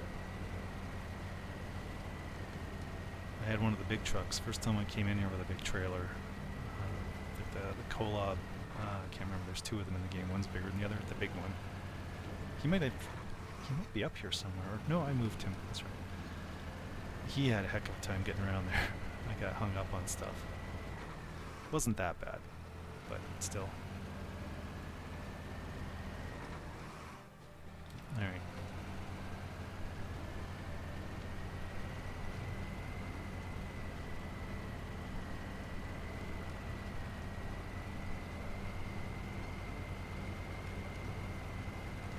Back in the day, I used to stream on a site called DLive. Now at the time, 2016-ish, they were very pro free speech, non-censorship. That's why I went to them. I think I dumped Twitch at the time because they were censoring people, not me, but if they found that you were saying stuff or doing things that broke their terms of service on other sites, they would ban you. They would punish you and stuff. And I thought that's just Nazism big time. Like, you're not doing anything on their site, but if you're doing it on another site, YouTube or anywhere, and they find out about it, they treat you the same way. They ban you. Like, that just pissed me off massively, and I was like, you know what, fuck you guys, and I dumped all my shit and canceled my account. And yeah, I want nothing to do with Twitch. They can go fuck themselves. That's bullshit. But yeah, I went over to DLive, and they were good for a while. But I don't know, I guess maybe they were not getting a lot of traction, so they changed. And now it's all like gambling and bullshit. And I don't know, there's some weird stuff.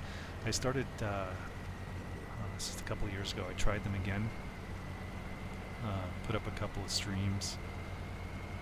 And had some guy come in and give me a follow and then come back and bitch at me because I didn't follow him back. And it was like, dude, like, there's no obligation to do that. Like, fuck off. I didn't tell him that, but not in those words, but I kind of got the impression he either has pull with the developers or he is one of them. Because the next thing I know, my sole follower on that site, who is my wife, got a ban, and for content, something she did. She broke the terms of service, and she sent them a thing. Said, "Okay, so what did I do?" And they sent back things saying you broke terms of service. She goes, "Yeah, but what exactly did I do?" They couldn't say because she didn't do dick, nothing. Nothing at all. It just pissed me off, and I just had a feeling it was right after that, and I think it was that dude. He's just being a little bitch and wanted to get back at me for not following him or whatever. And so, and then I'm looking at that site, because already I was kind of like, the stuff that the content on there now is sketch, and not at all what it used to be, and I was just like, yeah, fuck this, so I canceled my account and stuff, so yeah, I'm out. Screw it. Not worth it. But yeah, I don't even know why I don't know why I stream. I don't do it all the time. I was stopped there for a few years, because it's like I was just doing it for the hell of it, and it's like, I think I changed some hardware here, big time. I bought a new system and whatnot, and I don't know, I just didn't feel like it. And setting that up again and doing that, and I just didn't. Out of sight, out of mind. And then lately we've kind of gotten back into watching some streamers. There's one guy, Willy Wonka Warzone. We're watching. He's got a lot of wit. He's kind of funny when he's with it. He's got a lot of good. He works on his channel. You can tell he puts some effort into it, but he just gets so, I don't know, paranoid. He starts knocking longtime viewers that have given him money, a lot of money in some cases, for no reason at all. He jumps to these weird conclusions that they're trolling him or something, or I don't know. He gets really miserable, and I think it's because he drinks a bit and he does pot. And I know with my brother, he uses some pot sometimes. He said, yeah, if he takes more than 2 puffs, he gets all super paranoid and shit. And I'm thinking, that seems like exactly what's going on with Willie here. Because he sabotages his own channel. He doesn't know, he's always wondering why he doesn't have a lot of viewers. He's got like a ton of subscribers, 5,000 plus or something, and it goes up all the time. But he only ever has like a max of about 20 people maybe, with an average around 7. But then, he's looking at other people. There was one guy who was went and watched another streamer on his stream. And he asked him in his chat, he said, so, how are you doing this? And because he was kind of boring. He wasn't the most interesting streamer. He was playing Arc Raiders. But he had, a fair number of people watching. And he went into this. He was a really friendly guy. He went into this giant thing about, his history and how, what works and what doesn't. And it was all really good information. Like, he had pulled up charts showing his average view rate was like he used to play Warzone, which is what Willie does, Call of Duty there. And his average was about 7 users for a few years. And he said then he changed things over to, for one thing, he said, like, yeah, Warzone, not a lot of people watching really. And I don't know, he just gave him a ton of good information. And Willie was, you could tell he's writing this down. He was asking questions and stuff. People in his chat were like, yeah, this guy's great. This is good information. I don't think he used any of it. He seems to get this, we're always giving him good information. And then, I don't know, he doesn't want to do it. He doesn't want to change the games. He watches some of the games like Raptor, right? He plays a lot of boring games. But he's got a ton of people watching him. But he's also been around for a very long time. He's got a following, right? And we try and tell him this, like, dude, you don't just get followers instantly. Although he said he's been streaming for 2 years, which I believe, but... Well, these other people too, they're friendly. They're not bitching down their people or constantly complaining. They complain sometimes, like Doc or whoever, Dr. Disrespect and stuff. They'll complain about stuff. But they don't do it constantly, and they kind of get themselves... Oops, I was wondering what was going on there. I'm running out of fuel.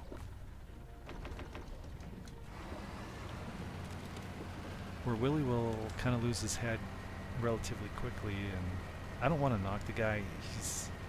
I don't mind him. He's a good dude. He just, I don't know.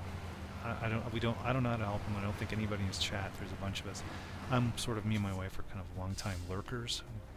She doesn't like chatting. She's kind of shy that way, I guess. It doesn't like it when I do it.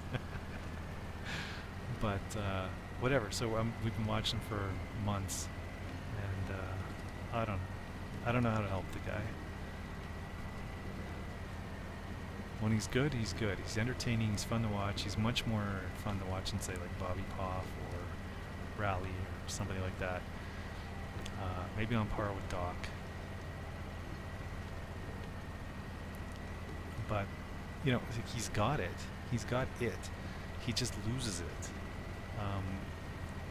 You know, when he gets killed a lot of the time, he's always assuming that he's being stream sniped or there's cheaters, and there are a lot of cheaters in that game. And maybe he is, and maybe he isn't, but he goes on and on and on and on and on and on and on about it. It's like, dude, you're killing the vibe of your stream. Other guys see it too, and they don't make as much of a big deal about it unless it's super blatantly obvious or something. I don't know. Like Bobby there, he got really down one day. We were watching, like, the cheating was getting to him, and he was like so bummed out. He was just so bummed out. He was just talking. He's like, I don't know what to do. He's like, what can you do? These guys are cheating everywhere. And he goes out and he was playing solos, and he runs into this cheater, a blatant cheater, and he's like, wait, because, you know, the guy shot him and knocked him down, and then they do the kill to kill you while you're on the ground. He's like, wait, so, you know, how are you, like, what are you doing? How do you do the cheating and stuff? Like, he just started talking to this guy. And this dude was totally open. He was, like, super friendly. He was kind of likable. It was weird. He's, like, telling him, oh, yeah, I've got, like, it was, like, I don't know, 30 or 80 accounts or something, because he always gets, you know, banned and stuff. He just switches to an alt account. And all the cheating, the software that he uses, and he was, like, popping out all these different weird weapons and stuff. He's like, here, check this one out. And he's, like, dropping weapons for him. Like, they're all, like, super modded, super special. Like, he cheated into the game. It was insane. And they went around for a while, and they were in this one game.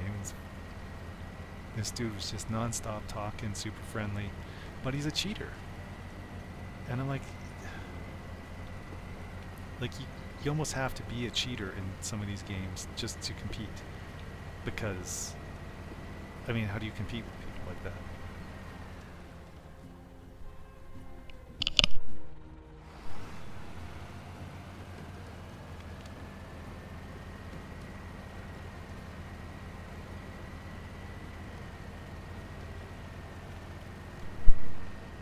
Alright. Just gotta do a chore after I drop this off. My wife fucked up her knee yesterday, so I got to, she just asked if I could go downstairs and get the laundry and bring it up, because the stairs kill her. I don't know what the hell happened. She messed up her knee the other day somehow, and then she was out mowing the lawn yesterday. We have a reel mower. It's like a manual push thing, you know, there's no motor. And that made things a lot worse, so. Yay! So I am gonna go for 2 minutes and run downstairs and grab a basket and bring it up here and turn that off so I'm not wasting more of my fuel. Actually, let's have a look. What do we got for jobs? Okay, there's nothing there.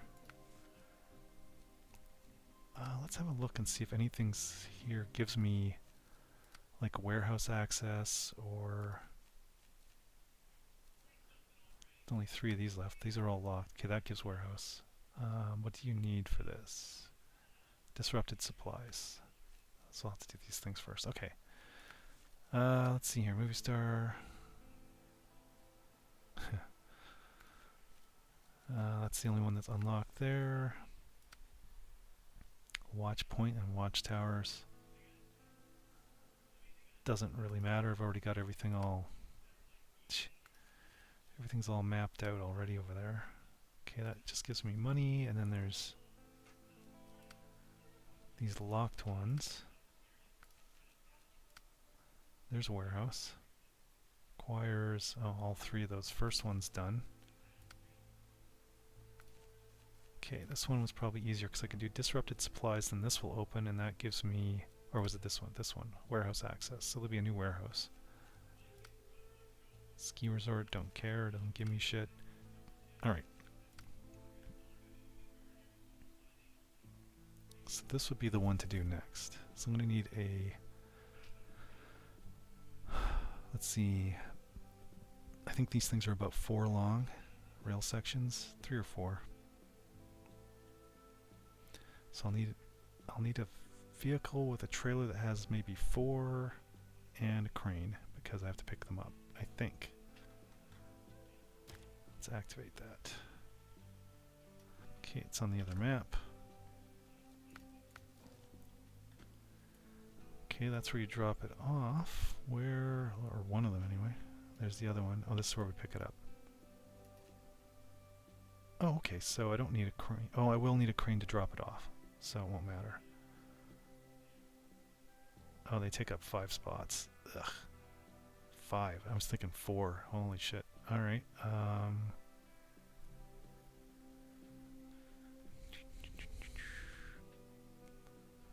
Well, I take a vehicle with a crane and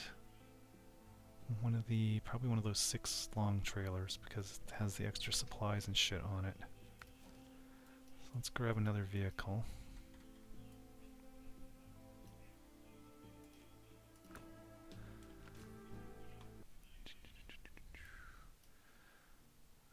Gonna want this to be half decent. I think these are getting into areas that are gonna be a pain in the ass. Like this guy might do, but Pacific. Something a little bigger. Dan is sort of a, sometimes he's really good and sometimes he's not. The dairy, same thing.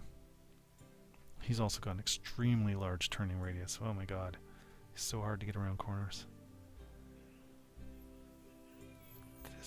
This one might do.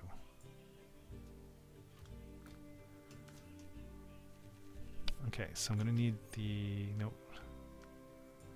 Yeah. Oh, he doesn't have a saddle high or low, or what the fuck? Oh, there it is, saddle high.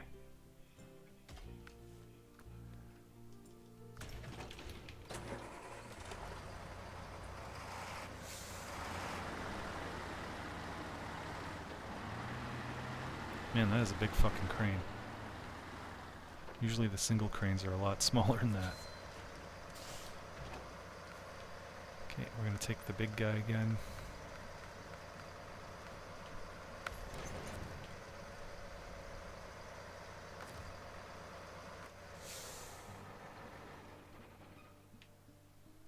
Turn the lights on.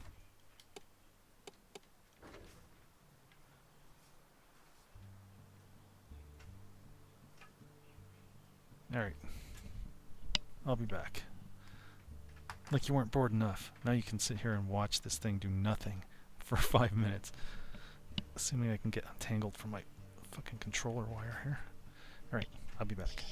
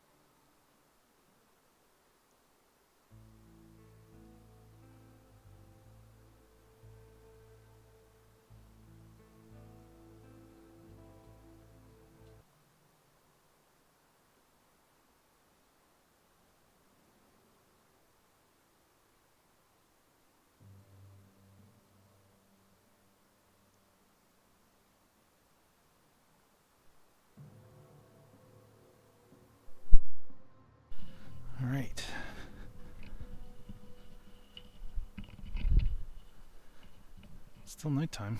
What the fuck? Gotta get my driving gloves on. I bought these, I guess they're computer gloves. You know, because when it's all hot and sticky and gross, like it is right now with the humidity here, I don't like sticking to everything. You know, the mouse, the keyboard, the controller here that I'm using for this game. I use an Xbox controller. This guy didn't do anything. He's just like sleeping in there. Okay. Okay, I can start it up with his, with his mind. Okay. Rail sections. They are in the other map. They are here, which is close to that one, and down here.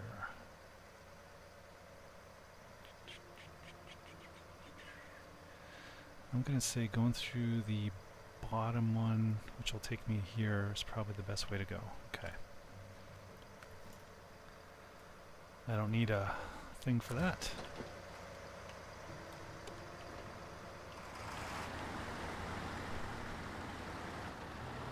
Let us boogie.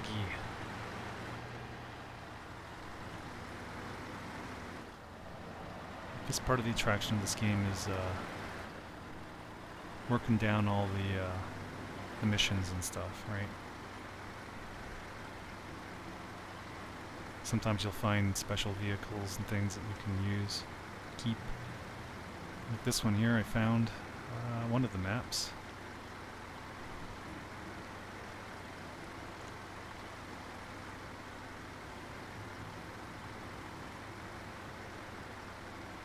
I was just thinking, I was downstairs getting the laundry and I noticed the door to the garage was unlocked. I usually lock it up. Can never be too safe.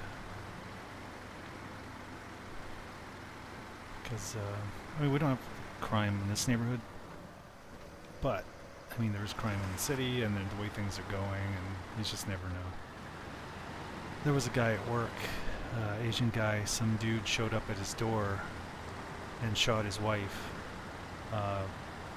Mistaken identity. He thought it was a different address. It was some drug dealer fucking bullshit. And I don't know if they're having a bit of a turf war or something. And anyway, the wrong address, went there and yeah, shot his fucking wife. Unbelievable. Killed her. But, you know, so shit happens.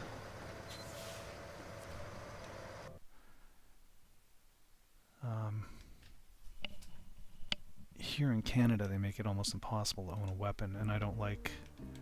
Weapon is in gun. You can get one. It's a giant pain in the ass. You have to get something called a PAL. And there are so many fucking regulations. You gotta carry like a binder's worth of fucking paper with you when you take that gun, your guns, anywhere. Okay, that's dropping off. We need to pick it up, which is down this way. And if you do not have that, and you get pulled over by a cop or something, and they see that you have a weapon and you don't have your information with you, like this giant binder of crap. Okay, we're not going down there. We'll go down here. You can go to prison. Or get some massive fine just for not having paperwork on you. It's insane. Plus, on top of that, like they're always going after the guns. Always. Like the guns are the problem. The guns are not the fucking problem. The people are the problem. But it's not about that. They know what it is. They just want to disarm us. And every country in history that's ever disarmed their population has always done so because they're about to do something bad that the people aren't going to like and will fight back about. Yeah, if you own a gun or something, don't ever fucking give it up. I grew up on a farm. We had rifles and pistols. My dad was a cop, too, on top of that. But yeah. We were supposed to inherit that stuff. and the stupid bitch that he was married to, not my mom, he had an issue with that. Whatever. Fucking annoying. They're both gone now. But yeah, after he passed away, she destroyed. Actually, I think it was before he went because he got Alzheimer's, which was lots of fun. And I now know that it's preventable and can be put off somewhat, maybe even cured. There's damage to the brain, but there's, yeah, just basically going keto will go a long ways towards bringing back somebody who's got Alzheimer's. But getting them to eat nothing but meat and stuff is not easy, especially when they're not with it anymore either. But anyway, yeah, she had them all destroyed. Like there were antiques in there. Like fuck, bitch. And I know my brother. He was supposed to get the weapons because he asked for them. My younger brother. We don't even know what was in the will. It's just anyway. I don't want to get into that. It just fucking still pisses me off. But yeah, destroyed those. But anyway, so crossbows and stuff are not regulated. So I got myself an RX adder. You can look up Go Gun, I think is the name of the site. It's this German dude. Can't remember his name. Jorg something. He's kind of funny. But yeah, so I bought one of those. Actually, my brother got one too, and super accurate. Like holy shit. I was sighting in the sights and the scope and the red dot and all that shit when I took it out to the country to do some target practice. My first two shots at about 30 yards were Robin Hood. I shot once, walked out. It was touching the bullseye, just off to the right a bit, like half the bullseye hit with this bolt. I pulled it out, went back to the same spot, fired again, came back to check it out, and it went into the exact same hole. I couldn't fucking believe it. I was like, holy shit. I mean, I was always good at archery, but holy shit. This is a little different. It's more like a gun, right? Archery, you gotta, draw your arm back and stuff. This is, you're just sighting like it's a weapon, like a gun. I love that thing. And you can do, I think I have 7 shots it carries, and I have a reloader. Yes, I'm going up there. A quick load deal. I think they've got them up to 18 or something. There's a magazine you can get for it. And basically, yeah, there's a big arm on the bottom of it. If you watch, you'll see. You push it down and out and pull it back. It draws the bow back and whatever. They also have a what the hell do they call it? The Siege or something. It's a compound crossbow, repeating crossbow. A lot more expensive, a lot more power to it and stuff. The RX Adder is sort of their mainstay. It's the one that's got all the really fun options and stuff. But yeah, I love that thing. If you do get one, the one thing I'd recommend is when you are, let's go here, buddy. When you're drawing it, you push the lever down and back. Make sure you go all the way down and back. What can happen, and this happened to me, is a bolt will drop down onto the rail, but the string won't engage if you don't go all the way. So you go all the way down. You don't go all the way down and back, because I was trying to do fast, right? So let's do quick, just playing around. And the second one I did fell on top of that one. Like the second time I pushed it down, because nothing happened, right? It didn't cock. I was like, oh fuck, so I did it again. And okay, so that's one. Can I do? Yes, I can.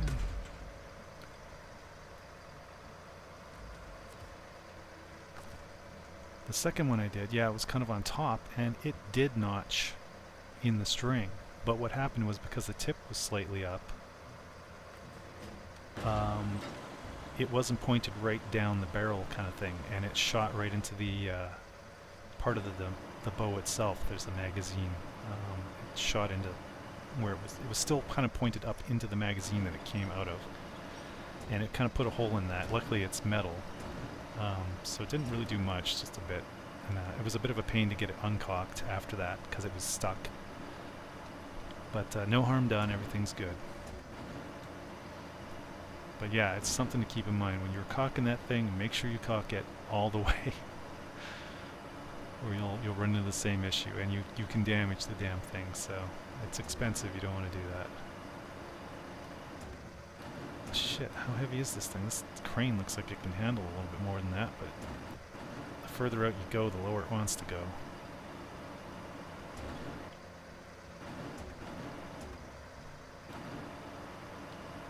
Trying to raise it up here, and oh, there we go.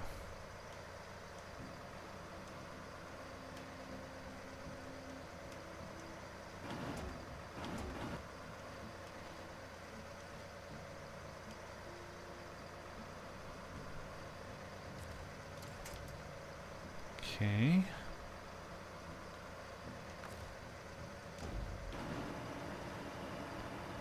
These cranes are good for more than just lifting.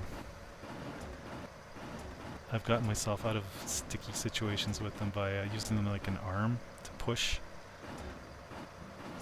the truck or a trailer or something on the trailer, like I'm doing right now. Just kind of want it to go up a bit and then drop down.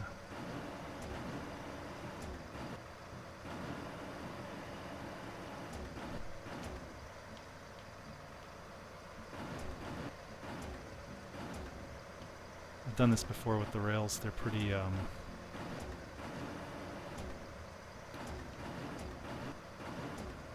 stacking stacking the rails. Shit. It's gonna be a pain, is it? Oh, nope, there we go. They're pretty stable. That one's a little bit off, but I can always grab it if I need to. Alright. We will drop one off there. I don't know. I tried driving across this bridge, and although it's open, there's like this invisible barrier here, and you just gotta go drive straight up onto it and almost flip yourself over. So I can turn around, or I can go down this way, which is what I think I'm gonna do if I can do it. Might be a little bit easier than turning around. And we'll go up here, down here, and there. Yeah, you can drive around, drive through that part of there. Some of these bridges, these rail bridges, you can drive across in some of the maps, and this one, they don't let you. Ah, fuck off.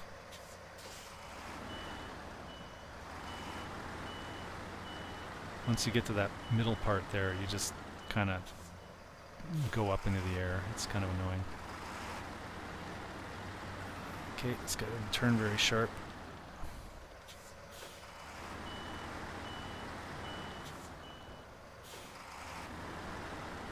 But this is not a long trip here, so we'll drop off this one, and then I can lock down the other one.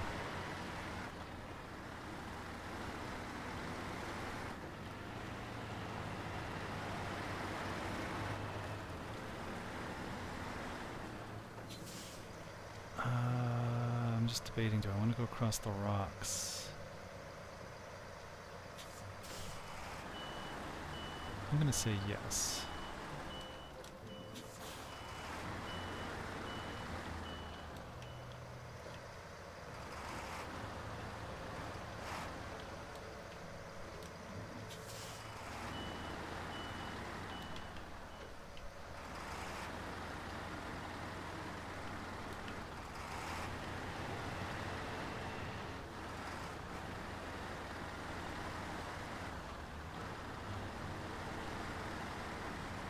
Yeah, it's probably a lot easier than driving down there in the muck.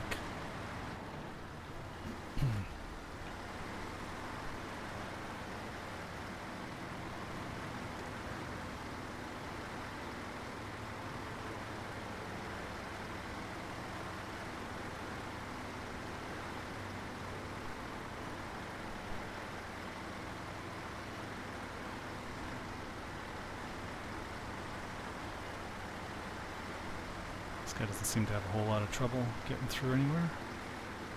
I knew one of these ones was pretty good.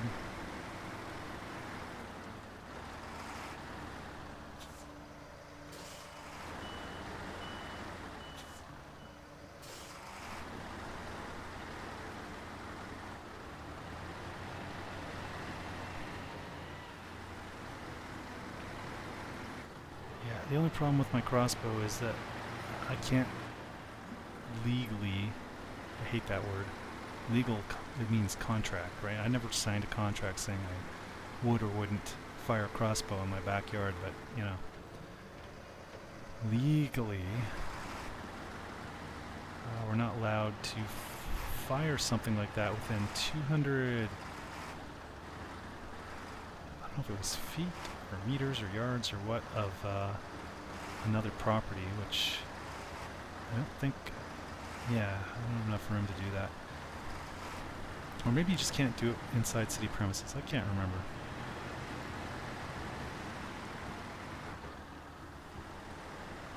This is going to be fun.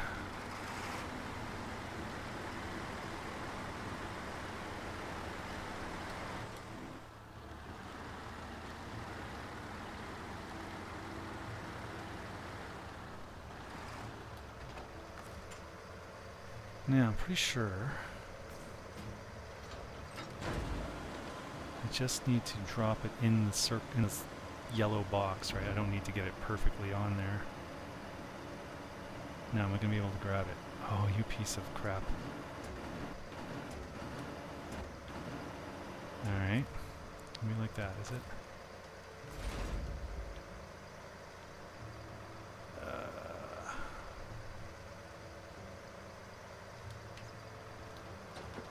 Back it up a titch. This fucking bridge is getting in the way of my view, too. Okay, disconnect.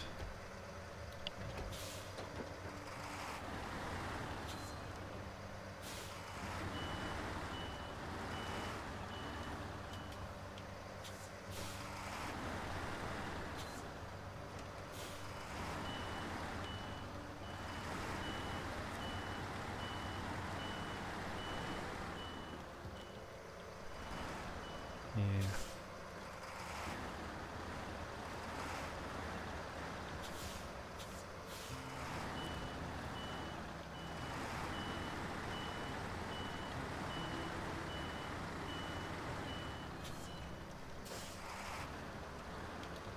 Okay, let's see if that's close enough or not.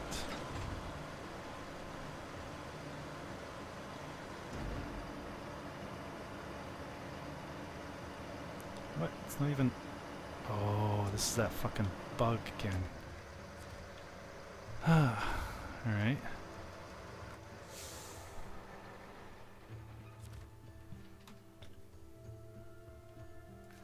I know how to fix this. I don't know what it is with the winch points, but every once in a while they don't work properly. Yeah. The only fix is, well, sometimes it'll sort of stop, like as you move around through the map, it'll fix itself up and then it works again. But I know this does work. Go back to the main menu and then back into the game, and then everything works perfect. It's pretty much the only bug that I run into. There was once where I got stuck on something, and then everything went crazy. The vehicle was flying through the air and twisting and twitching all like super fast, and damage, and but that only happened once on one map, and I've never had that happen since. So alright, crane mode. There we go. Now at least we're getting the little indicator that we can grab something, but we're still not close enough.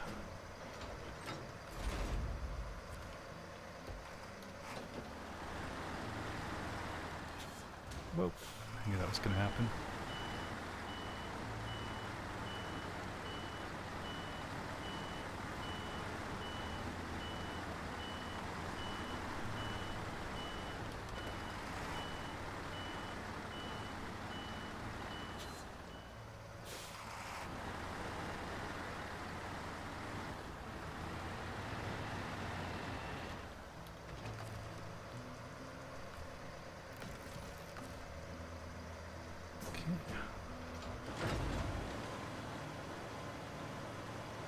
Sometimes if you're close to something, when the crane's unfolding, it'll like push it over or push you over, and I mean, once it's doing that, it's all automated. You have no control over it.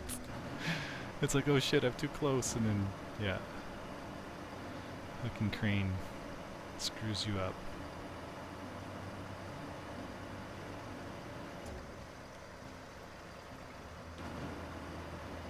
Let's see what we can do here.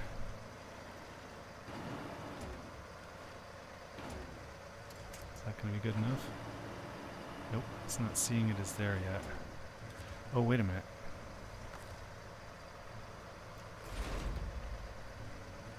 Sometimes. There we go. So you got to drop it with the crane and then get on the spot and do the cargo thing. It doesn't work with it on your trailer or whatever. You have to actually unload it into the spot and then go to the cargo thing and tell it to unload again, kind of thing, and then it works. It's kind of retarded, but.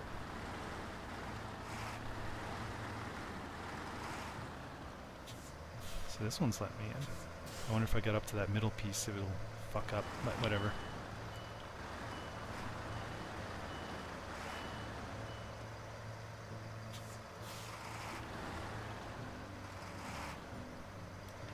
Alright, let's put on the lock differential. Sometimes that helps with these fucking railway tracks. Too far away, okay.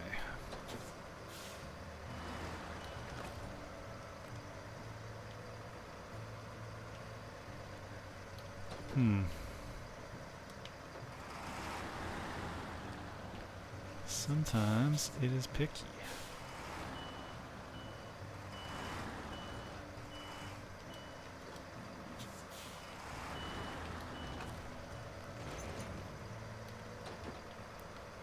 Now let's see if I can turn around here, because I think I have to go back up this highway. Yeah. It's way, way up the highway.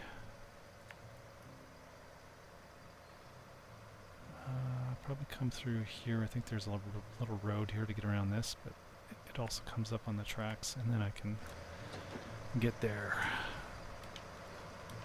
Better leave the diff on for now. Wait a minute, can I go down the tracks? Huh.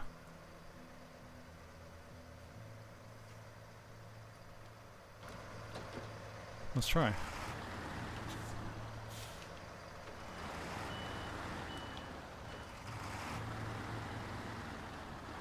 Jesus Christ.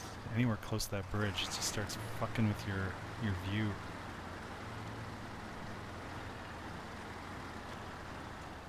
Now what's going on?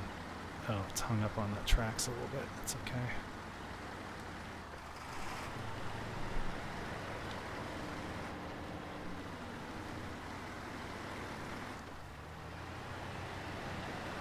I haven't been down here yet, so hopefully there's nothing bad in the way.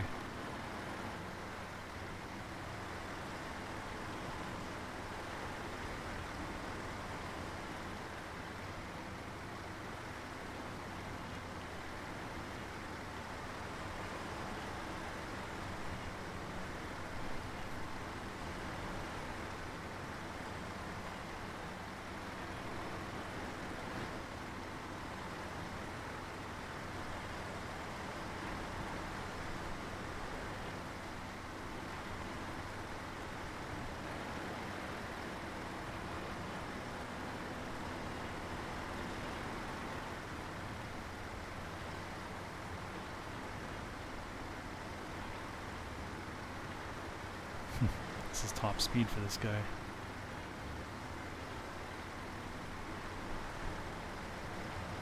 Actually, on a paved road, he'd probably go a little faster, but not much.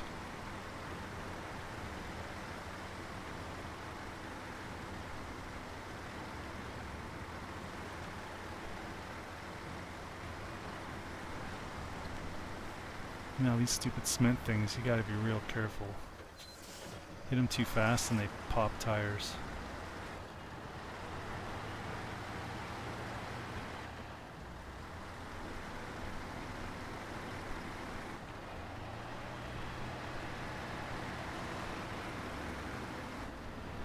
It just doesn't look like on the inside anyway. It's a buttons. It feels like I'm driving a train. I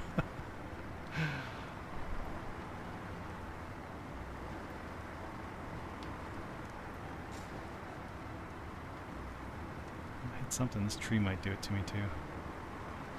Nope.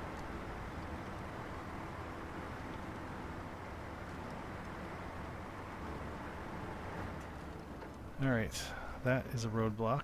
Let's see. Yeah, this train is in the way, so I'm gonna have to go out and around. Let's just...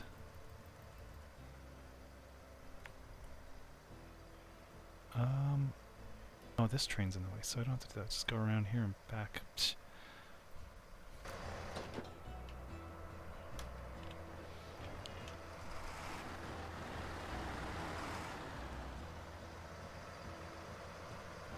Wait a minute. Can I get through there? Okay.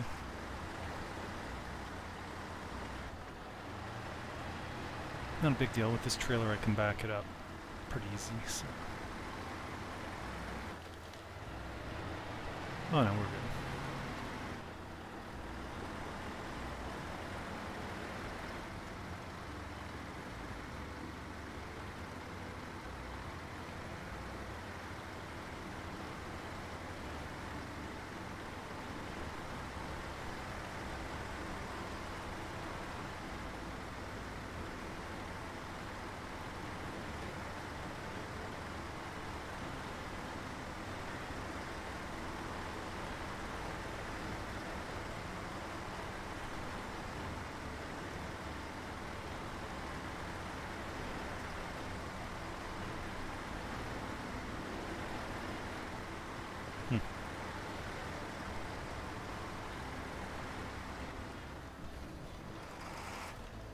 Wait, let's just double check this. Yeah, it's not going to let me unload.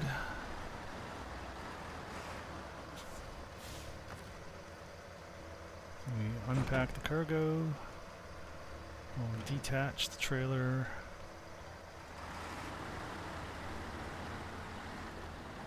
Get ourselves into a position where I can get it off and put it on the track.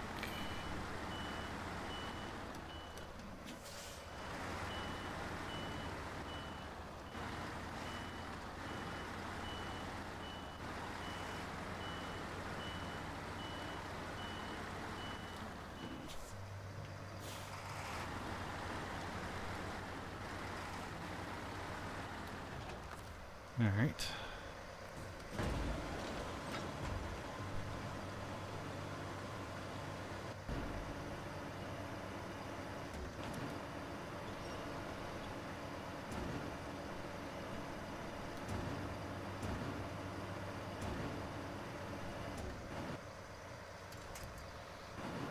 Good enough for government work. Get out of there. Why is it not giving me the...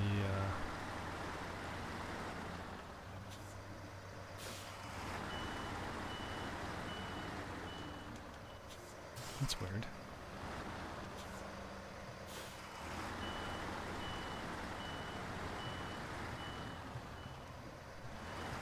Does it not see it as on or something? Because it's kind of propped up at the front there a little bit. Screw the anchor, I don't think we need it.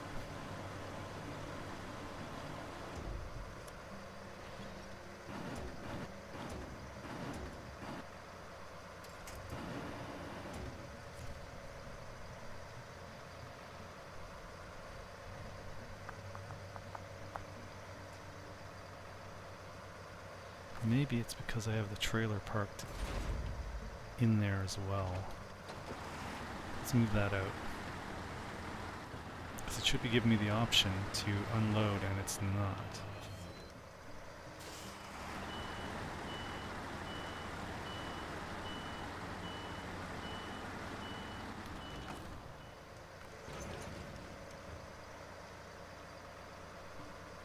Although, if I back up here, it should... What the fuck is going on here? Oh.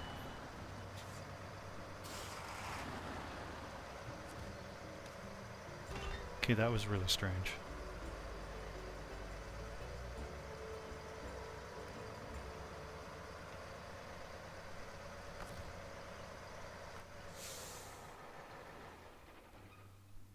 Okay. Now, do these things do anything for me? Wooden bridge. It's kind of an out-of-way place where I don't use it, so I don't really care.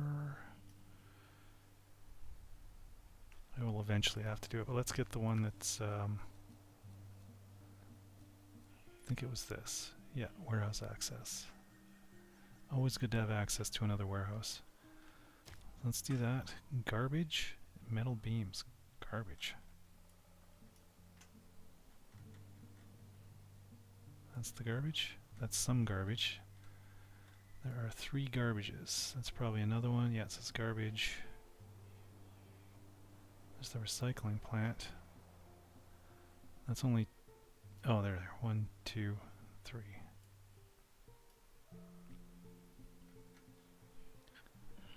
And 2 metal beams, which I can deal with later. What do we got here? This guy does not have any trailer.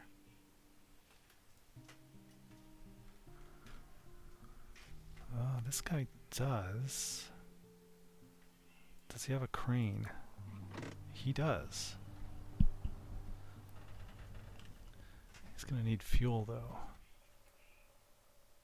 Still, that's... I could probably get all 3 of these and take them down there. So what order do we want to do this in? Well, I can grab this one first. Then we'll grab this one.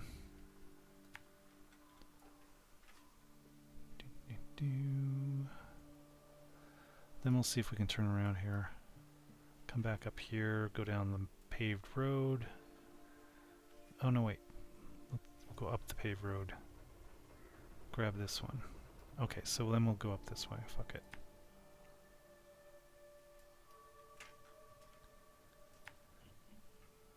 Let's put the marker there, and then...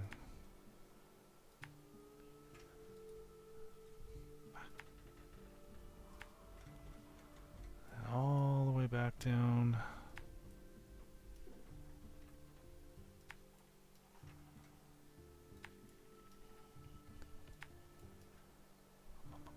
Down here, here.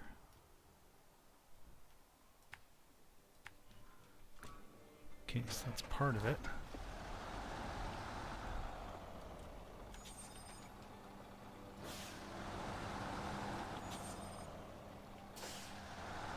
If these garbages aren't bigger than 1 space, otherwise this ain't gonna work. And they are. Alright. So that's a 2 at least. So I'll be able to get 2 of these, and then I can, I'll pick up 2 and I'll take them to that. Don't hit it. Alright, thought that was going to do engine damage.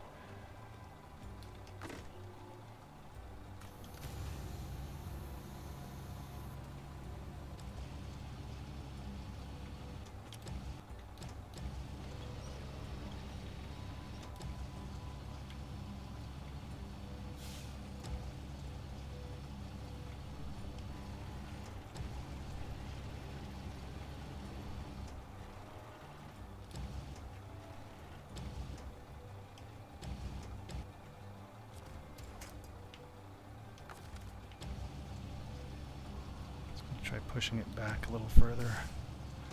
So when I grab the other one, I'll have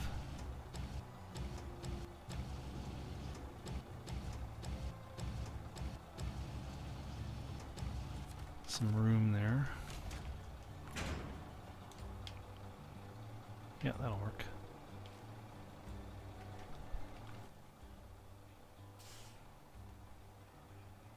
Alright, can I turn around here, or should I just go around the block?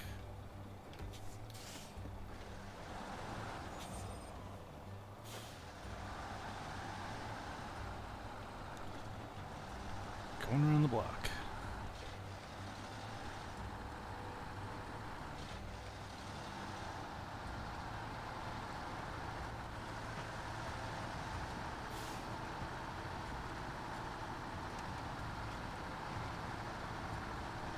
I just noticed that 5 times there was chatting to me from Odyssey, which is a little strange. I don't get a lot of any viewership on Odyssey.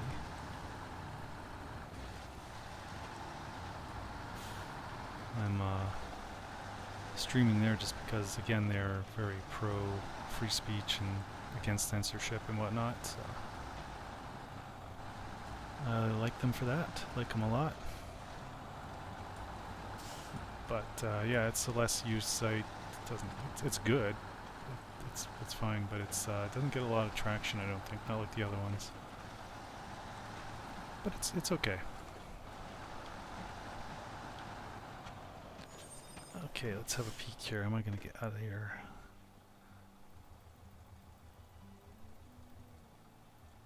You know, I could still go there and stack that box. I think I might do that. After all this. Close enough. Back this way, all the way down. Across the bridges. Yeah, we'll give it a shot. Which means I'm going to want to go that way.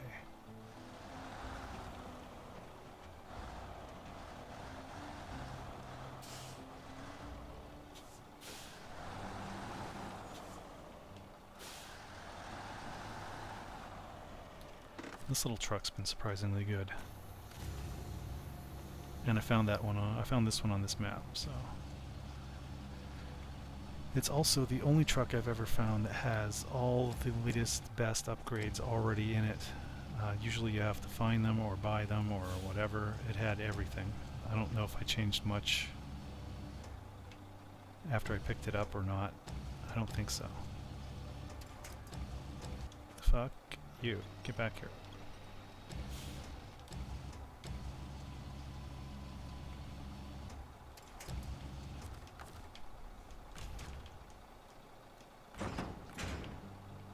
Okay, yeah, the next one I'm going to stack it on top there, or maybe in the middle.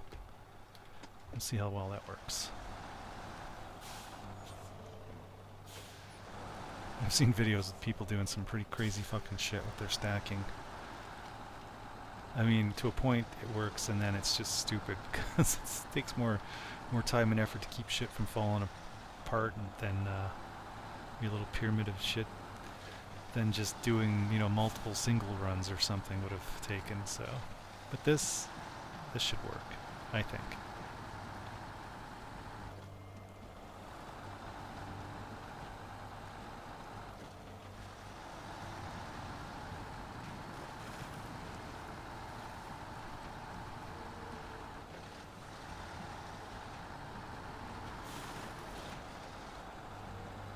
That's a service parts for a different mission that we still have to do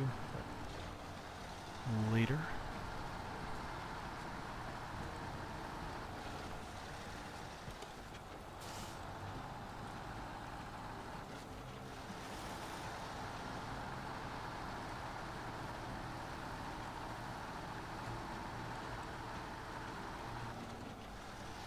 I suppose you could call this a cozy game, because it's kind of, I don't know, it's not like, well, like Call of Duty or something. It's not as fast-paced, exciting.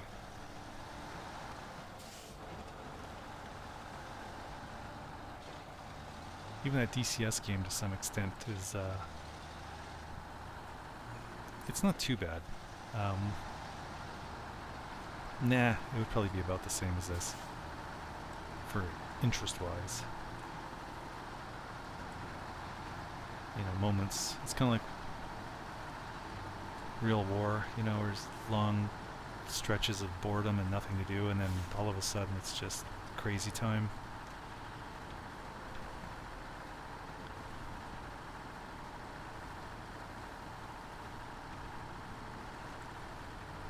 Alright, let's see. Am I gonna get... Was this the bad one? There was one of these that seemed okay, and now this one's fine. One of those was like, oof, as soon as you go into it, you're just, you're bogged down, and that is that. Oh. I can use this, thank you. This is excellent because I'm kind of low.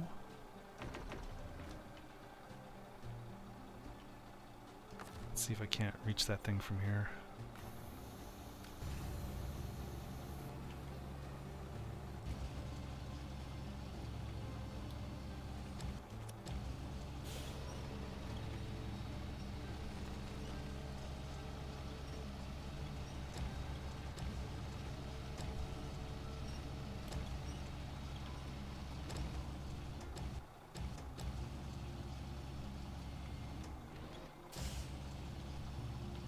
I find that the arm is much better at lifting than pulling up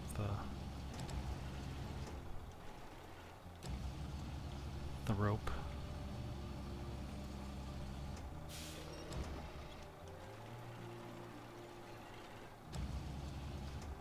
Now, how well is this going to work? Sometimes too, if it's in your yeah, this is going to be a pain in the ass. I can see it already. If you have a flat deck on the back or something, you can use the crane to kind of hold things down, but with this being a trailer, I can't do that because the trailer turns independent from the truck, and that'll just cause problems. You know what? Let's leave that there.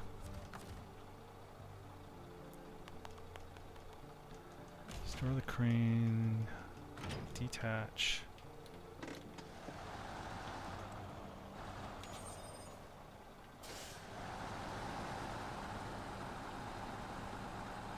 I think it'll sit better between these two, so I'm going to try and get that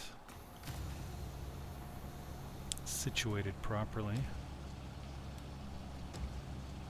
You can see like this crane isn't as big as the last one I had, but somehow it's just as good. So that other one looks really beefy, but it's no better than any of these other ones.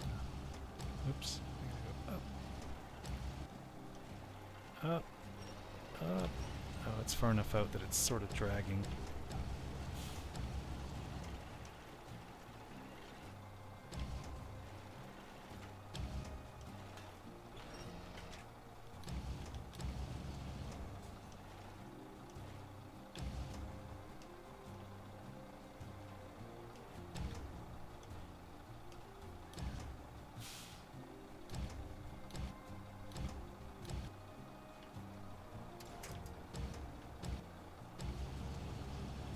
Actually, let's just pick that up. I was going to try and tap it. Alright.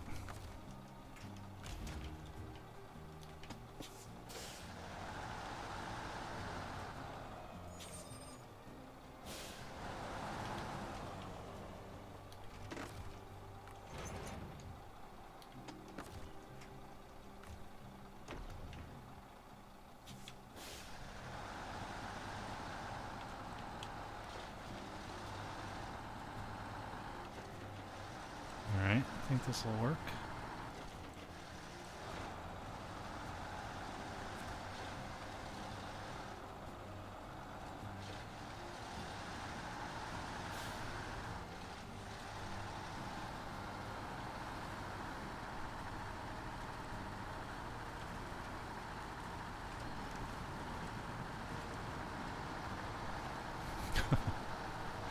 I just had a flashback to driving down the highway. I was passing this semi and it was really windy, and the guy was kind of leaning my way. Oh my god. He's just gonna step on it, right, to get past him, because it's like, fuck, dude. It's the last thing I need is a fucking semi flipping over on me.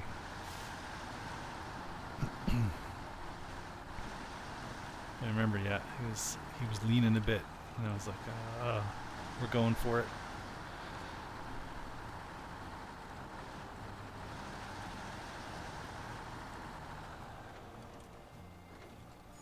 Now, I think I can make it through there without too much trouble. I'm gonna go for it.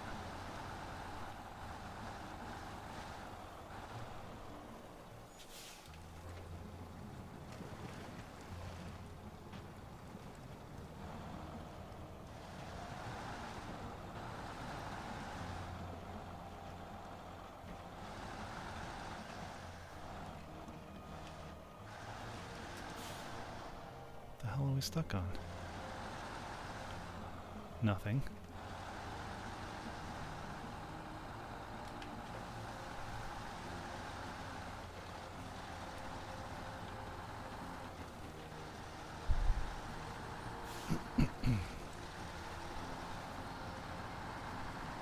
Actually, it was not this winter, last winter. I was on a bridge, a raised bridge with a turn in it. And again, it was going from one freeway to another. And I'm coming around the bend, and there was it's 2 lanes like this, and there was a big truck in this lane and an SUV in the left lane there, and he was coming around the bend, and his back end started sliding around, and he tapped that SUV. Nobody lost control, like everybody, it stayed, but there was contact. So I remember watching that because it was kind of, you know, white knuckling it a bit because it was icy and stuff, and I'm coming around there. I've got studded super winter tires. I buy these Nokian Haka Polita studded winter tires. They're like the best you can get, pretty much. I figure it's worth the money. I don't want to be dead, right? So, or damage my vehicles. The only problem is I can stop a lot quicker than other people can usually, and I hate those fucking... Oh, I don't have any repair supplies. I guess it doesn't matter then. Little barricades. You hit them just right and they do all kinds of fucking damage.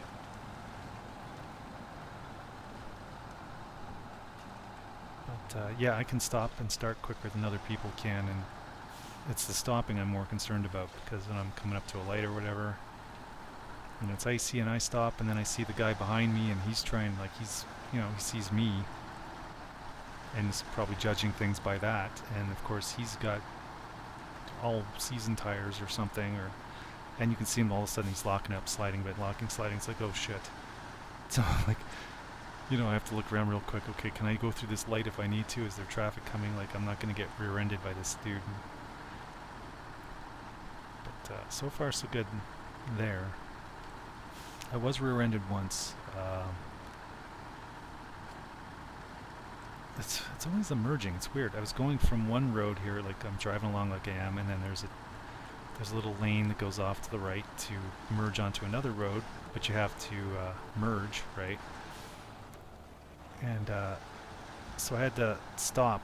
There's 2 lanes turning into it from, like, the one coming towards me, like the traffic coming towards me had 2 lanes that they could turn left onto that same road that I was going onto. And there was a guy in a truck who was in the far lane who changed lanes while he was turning. Like, I was going to go, and I was like, oh fuck, I can't go anymore because this guy just changed lanes while he's turning, which you're not supposed to do. So I stopped, and then 2 seconds, 3 seconds later, this dude in a minivan just ran right into the back of me. Because he was, I think he was watching the same thing. He was gonna speed up and get behind that truck that was turning or something, and then he didn't notice me until the last second. That I'm sitting there waiting for this guy to clear so I can go. He had a whole, it was like it was a Ford Aerostar, I think, full of teenage girls. This dude must have been, one of them I assume was his daughter.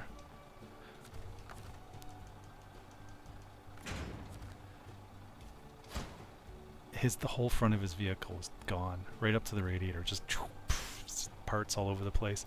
I had a scratch on the hatch, and looked like my bumper was fine, which was weird because he must have hit it. Apparently he did push in my bumper a bit. I had to have it replaced, which the company did a terrible job, but oh, well, that works out. They just put metal beams here all of a sudden. Awesome. Oh, easy mode. But yeah, that was the only time I was rear-ended or in an accident where it wasn't my fault. There was one where it was my fault. It was that army Jeep I was talking about that we had when I was a kid. I slid across a parking lot at walking speed. I have enough time to put it in reverse, to try different things. It was just... I was heading for the side of this vehicle on the other side of the lot. Nobody there except this dude and me, and I'm heading right for him. And he was in a quarter-ton truck with Jeep. It was a Jeep written on the back. I'm in an actual army Jeep. It's a huge metal. It doesn't look big, but it's all like big-time metal. And I managed to get it so I didn't hit his side. I hit his rear bumper, but was like the corner of my steel front bumper, like this thing, tagged like kind of into the his hit his back bumper and basically bent the corner of it right up. Oh man, I think he was more embarrassed. He had a girl or two in there with him, and yeah, I didn't have a fucking scratch. Totally annihilated his bumper. I mean, it could have been worse. It's just a bumper, and it wasn't like a lot of structural, well, no structural damage other than the end of his bumper being bent up. And it was the type of bumper you can just unbolt it and put a new one on, so easy peasy. I wasn't happy about it. I mean, I could have got out and walked as fast as I was sliding, but there was nothing I can do. I didn't know there were people in that vehicle until I hit it either. And I got out and I was like, oh shit, there's somebody in there. Damn it. Not that I would have left. I would have left some information or something there.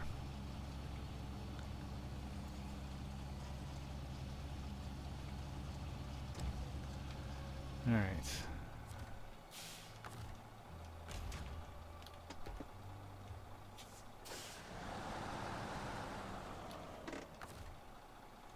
But that was the only time I was responsible for an accident. Although really, I blame the park. They had sanded all the roads, everything was 100% grippy, and then you get to this parking lot, it's just off a little lake there, and the whole thing was slightly sloped and covered in ice. This really thin, super slick ice. It was just, I doubt I could have stood up if I got out of the vehicle. I would have probably slipped and fell. That wasn't fun.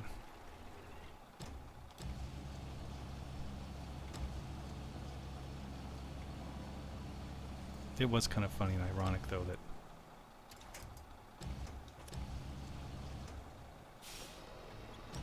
dude's in a Jeep and I creamed him. Yeah, fuck this shit. Get back down here. Let's drag this one back.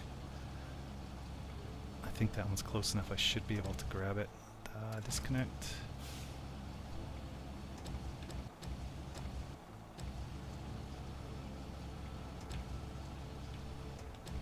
Pull it up. Get out of this view. Pack it. Go back to the crane. Yep, now we can grab it.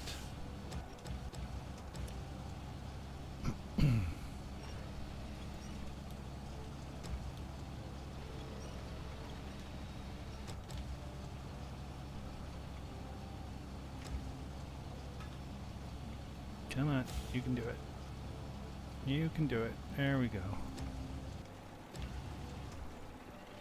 At this point I can just drop it here. As long as it's on the trailer, it doesn't really matter.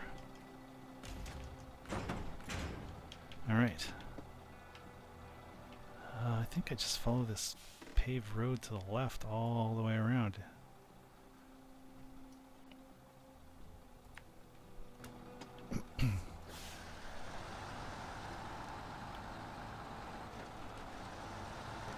It was convenient for the metal though. Otherwise I would have had to get it from the other map. Much longer drive.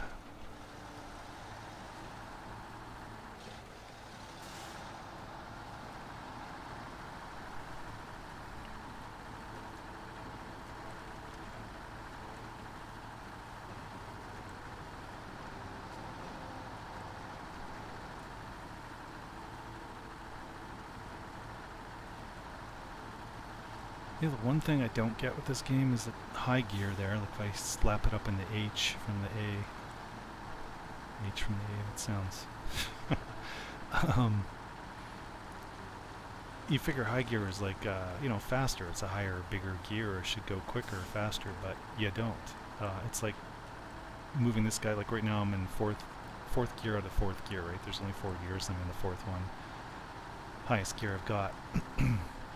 If I put it into high gear, it's actually like dropping it down into third from fourth. Although it does use less fuel. But you don't go as fast, so...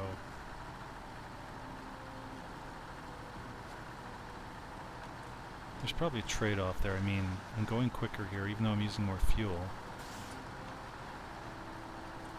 Is the distance I'm doing for the fuel I'm using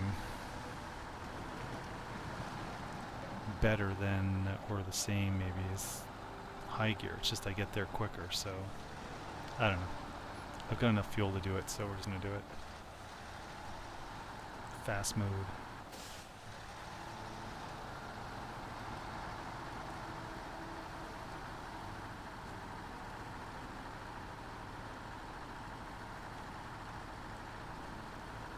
But yeah, these last few areas, Scandinavia and BC and stuff, they haven't been, or Ontario, they haven't been overly difficult, which I'm kind of enjoying. Some of the previous maps, one or two in particular, were, especially the big Russian ones, they had some really fucked up areas, where you're either flipping over or you just, there's almost no way to get through, you get stuck and there's only one way or something. Like, there's some really messy shit out there. They're doable, it's just a headache. Sometimes you need more than one vehicle because you're guaranteed to get stuck, so you need another one somewhere to pull you along or out. Oh, wait. If I touch this, here, let's back it up. This is a service area. If I drive over it, it'll instantly repair me. So since I'm here, it's worth doing. And boom, repaired. I don't have any repair supplies to restock. What the hell are they talking about?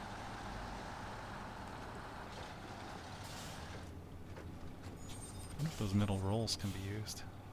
Probably not.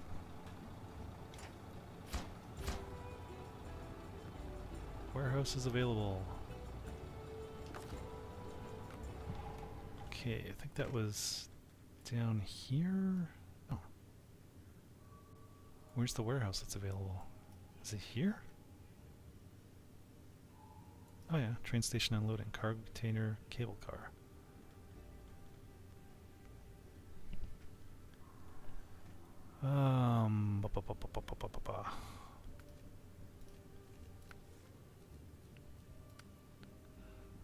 Just looking again to see if there's any.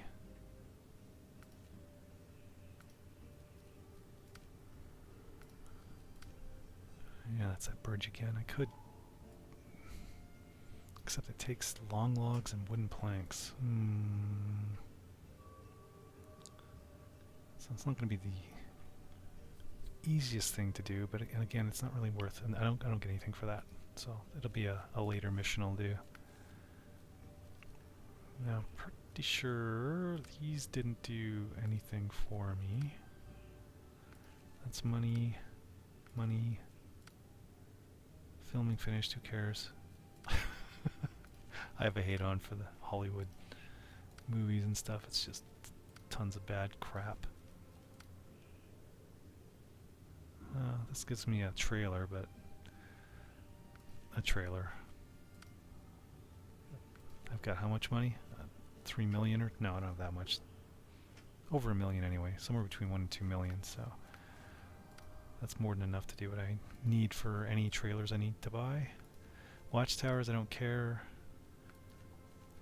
There's nothing. They always, if you do the watchtower thing, it opens up a big area of fog. But I mean, I've done everything except maybe this area here and just a few little side things, which those things aren't even close to probably, so who cares? They're not going to get me anything. Is there any other? Okay, this one gives me warehouse access. Renewing the cycle, a finishing touch.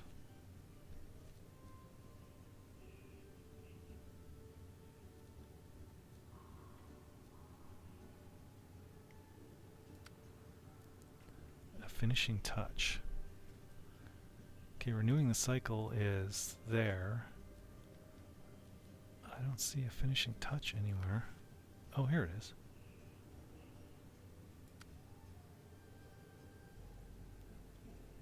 Alright, let's do this. Saddle low. It's on the other map. there it is there. 10% fuel. He's not going to go anywhere.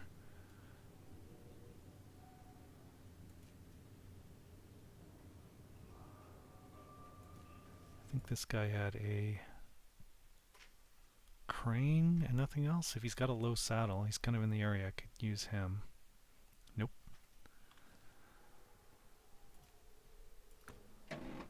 He is also not got a low saddle. That guy's towing something. I don't think he's got either. Nope.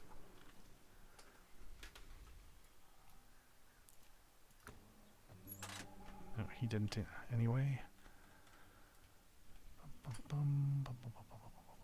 That's a scout, so it doesn't matter. These guys don't have the boar. Oh, I forgot he was down here. He does, but he's already got a trailer attached, although I could leave it there, but I mean eventually I got to take it back and sell it. And I might need him for picking up other stuff. Okay, you know what? Let's grab whatever. With a saddle low. I'm going to take whatever's the next big truck here. This guy.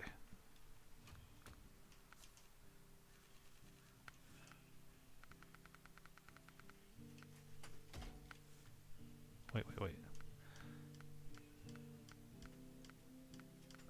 No crane, eh? Oh, there's crane. It's just nice to have sometimes, it helps. It does add weight and tippiness and whatnot, but they can help you get out of sticky situations. And, you know, if you just need a crane for, you know, maybe another vehicle in the area that's in tips over or something retarded.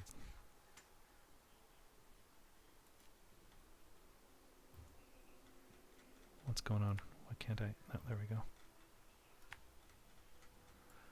Okay, so we head up the road to the left here. Then we'll figure out where we go from there.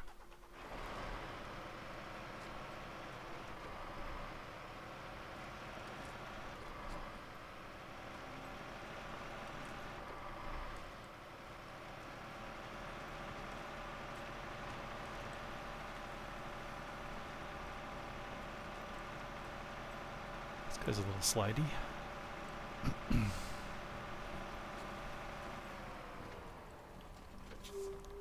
Nope. Don't want to go around that side. The right side was bad. So let's go through these stupid fucking barricades.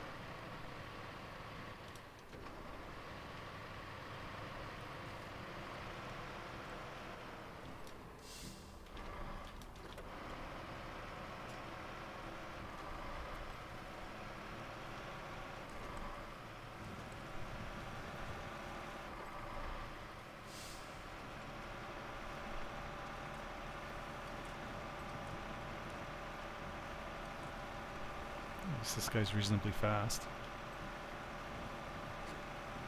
He's got to watch the turns. He's a little...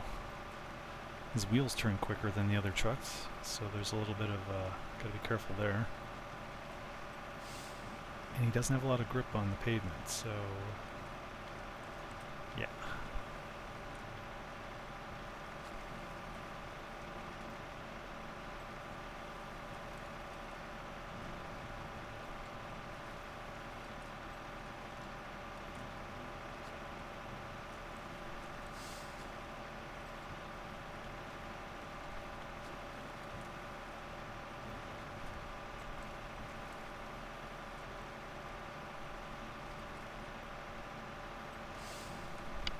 Hasn't rained yet. I could have mowed the lawn today.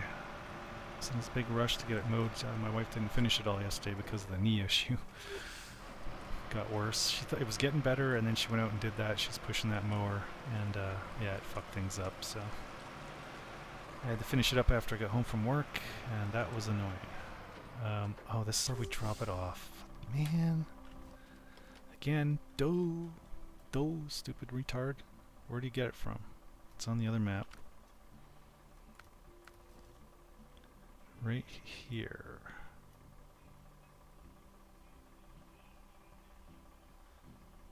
He could probably do it. I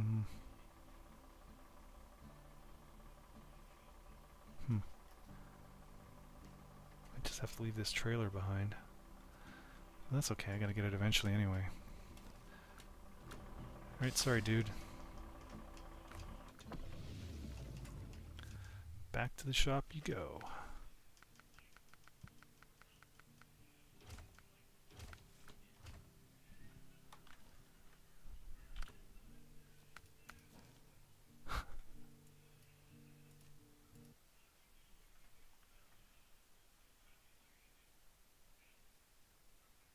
I mean, this is right where we just were too. I mean, fuck.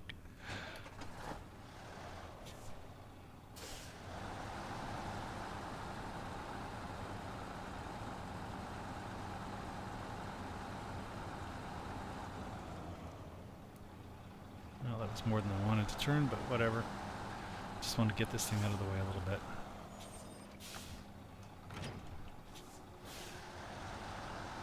I think this is a low saddle. It kind of looks like a low saddle. Thanks.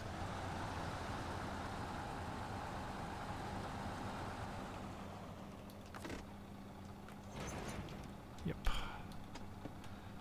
Okay, we're going back.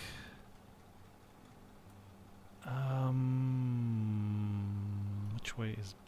Oops. Which way is the better way to go to get to where I need to go here?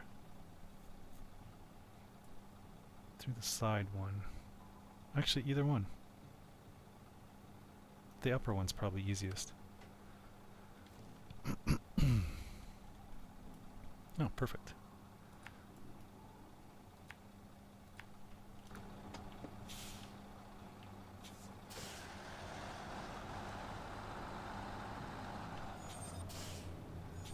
Is that gas thing? No, it isn't here.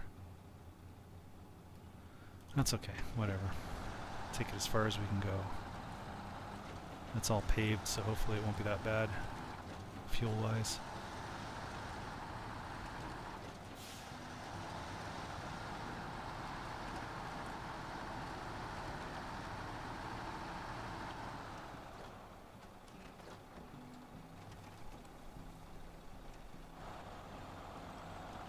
Just gotta watch those fucking guardrails.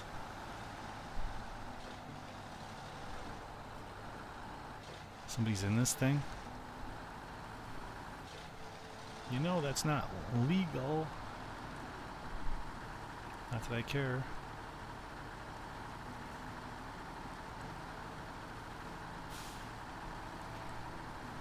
If I were in charge, there would be no speed limits, there'd be speed suggestions.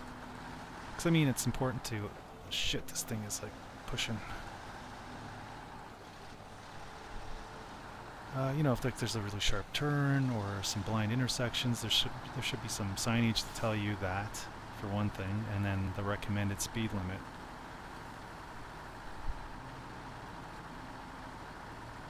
But I mean, you know, a lot of that depends on what kind of vehicle you're in, what the conditions are, your tires, all kinds of stuff. But forcing people to just drive... So part of the issue with the speed limits is it's driven by the insurance companies, and it's not for safety, it's for making money. Because when you get speeding tickets and whatnot, it causes your insurance to go up, they make more money. This is why they pour billions into speed kills messaging and stuff like that, because they want, and tons of lobbying of government and stuff, because they want the speed limits to be low, so that they'll make more money. I mean, that's what it comes down to.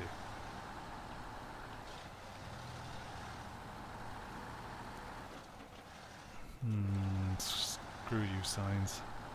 Or barricades.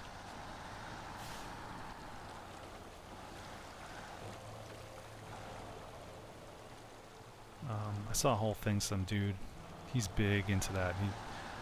He did tons of research and whatnot. Yeah, it was very convincing that that's exactly what's going on. Actually, when the speed limits are set higher, usually 20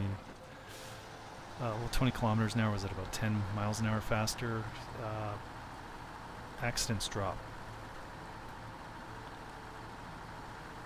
And there's stats to back that up. Um, there was one place, one of the guys well, he hasn't dropped with us in a couple of years, ProCal. The town he lives in, I think it was in, could have been Texas. I'm not 100% sure now. But he said that, yeah, the city council there changed the timing on the lights downtown. There's a main street, so that you are forced to stop at every single light, to save the environment. And right off, anybody with half a brain like him was like, that doesn't make any fucking sense, because then you're sitting there idling, wasting gas, not doing anything. Plus, you have to accelerate again, wasting gas, uses more gas. If you're at a constant speed, you use less gas. It's more efficient. Less pollution, less gas. Like, just, it's retards like those fucking counselors. They have no fucking clue.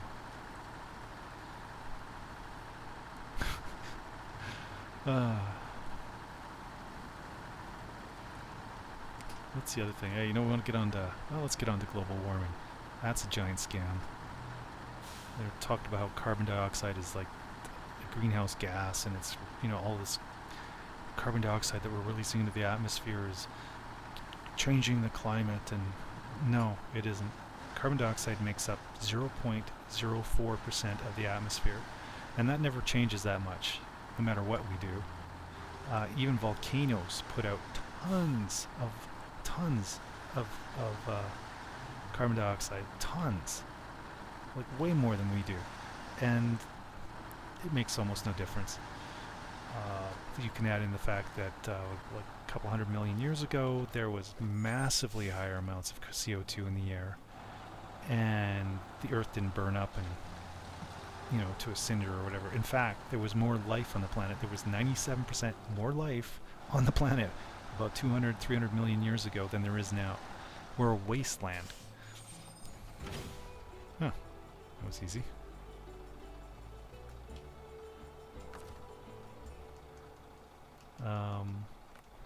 Okay, so that was done. So I'm working my way towards that warehouse. What else did I need? Finishing touch. Oh, I still need to do a grim background. Grim background. Where's that? Did I already do it? No, because it would be unlocked. Oh, there it is. I see it. Because I think I needed the finishing touch for... Which one was it? This one. Finishing touch, renewing the cycle. Well, I could do this.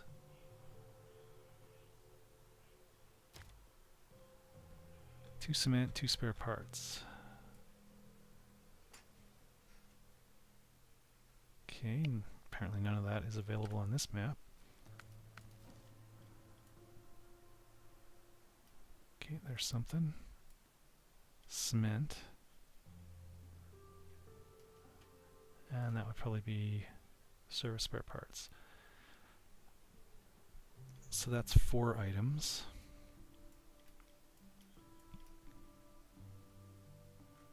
What do we got here? He can do it. What was the other thing about CO2? Okay, plants need it. They breathe in CO2 and give off oxygen. And the more CO2 plants have available to them, the healthier they are, the more pest resistant they are, the less water they use, the more they produce. This is why greenhouses pumping in this grow ops for pot and stuff add in a lot of CO2. It's fantastic for plants. So reducing it is insane. Especially there was a thing I saw, the amount of CO2 in the air has been dropping over the last 200 million years. And that's mostly because of sea animals with shells and stuff. They use a lot of the carbon to make their shells, and then they die and they float to the bottom and they just sink down there, and that carbon's locked up until maybe the crust, because there's tectonics and whatever, the different plates. When one gets pushed under the other, It'll heat up and stuff. That's where a lot of that CO2 comes from too, by the way. When volcanoes explode, it's old sea animals and stuff that are down there underneath, you know, miles underneath the ground that are getting pushed underneath one of the other plates. And all that stuff gets heated up by the magma and stuff, and, you know, bubbles to the surface, and you get volcanoes. It comes out through there. But a lot of it's been locked up underground and whatnot by all of this, and so it's been, the levels, CO2 levels have been dropping. Like I said, it was way higher than anything we could, if we even tried to do it, we couldn't, it would be a huge monumental species-wide, you know, effort to try and get the levels to what they were back then. But they've been dropping, and apparently at the current rate, in another 2 million years, I know that's still a long time, but considering how much time has gone by already, it's almost nothing. There won't be enough CO2 in the air for plants to survive. And when the plants die, we all die. Because it's we need them, they need us kind of situation. They make the oxygen that a lot of the life on the planet needs to grow, and that life creates the CO2 that the plants need. So yeah, we need more of it, not less. And oh yeah, the big one. So they love point to this study that was done a while back that shows CO2 levels and global temperatures coinciding. So when the temperatures went up, CO2 levels were up too, and when they were down, CO2 levels were down, and vice versa. To Smith. And now we've got to get to the, I think it's just all the way down the highway.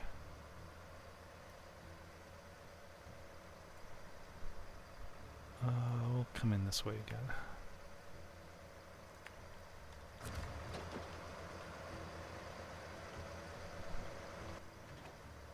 Yeah, we're at the end of the highway. Okay. So they were using that as an example of, you know, oh, when CO2 levels go up, the temperatures go up, you know, and stuff. But what's happening is the other way around.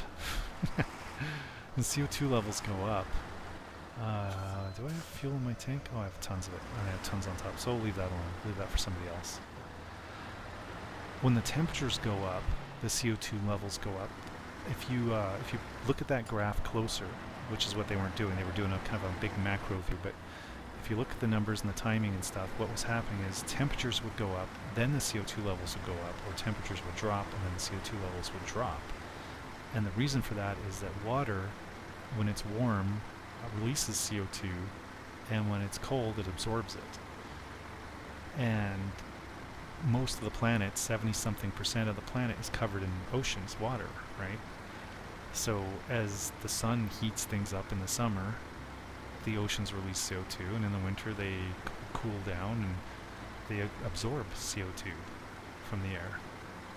The water does. So that's what's going on. The CO2 is not changing temperatures. It's a result of changing temperatures. Like, there's just so much misinformation, but they know people aren't going to look or care, or they'll, you know, they badmouth people, scientists and stuff, who bring this stuff up. Call them quacks and crazies and reduce their funding or take it away or destroy their careers or whatever, because they're making a ton of money off this whole green scam. Tons of it. It's tempting to go down the, I can't even get off the track, so maybe I will go down the track. But I can only go so far. You know what? I'm going to get back on the road. The road's quicker. Alright.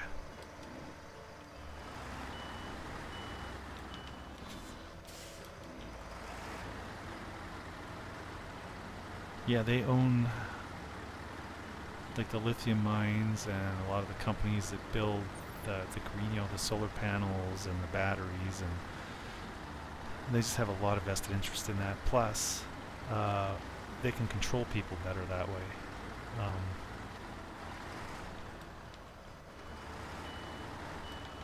If anybody who owns an electric car knows, there's tracking control. Like in California, they were doing a thing where if you were using your car too much or something, they could remotely shut you down. Like, seriously? Just fuck the hell off.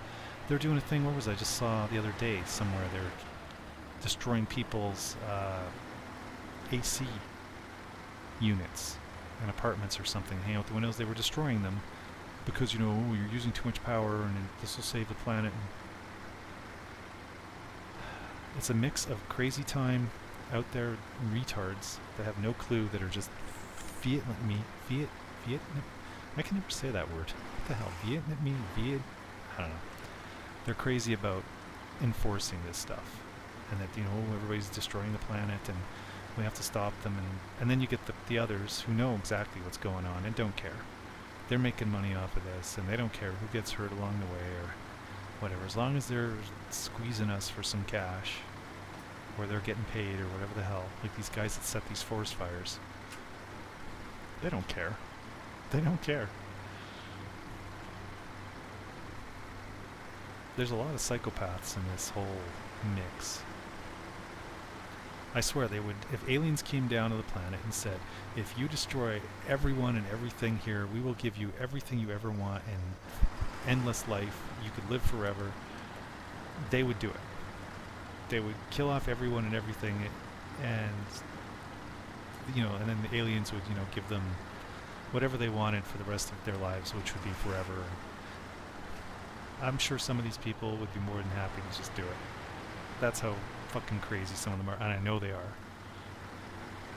Not all of them, but a good chunk of them are just total, complete psychopaths, have no empathy for anyone or anything other than themselves.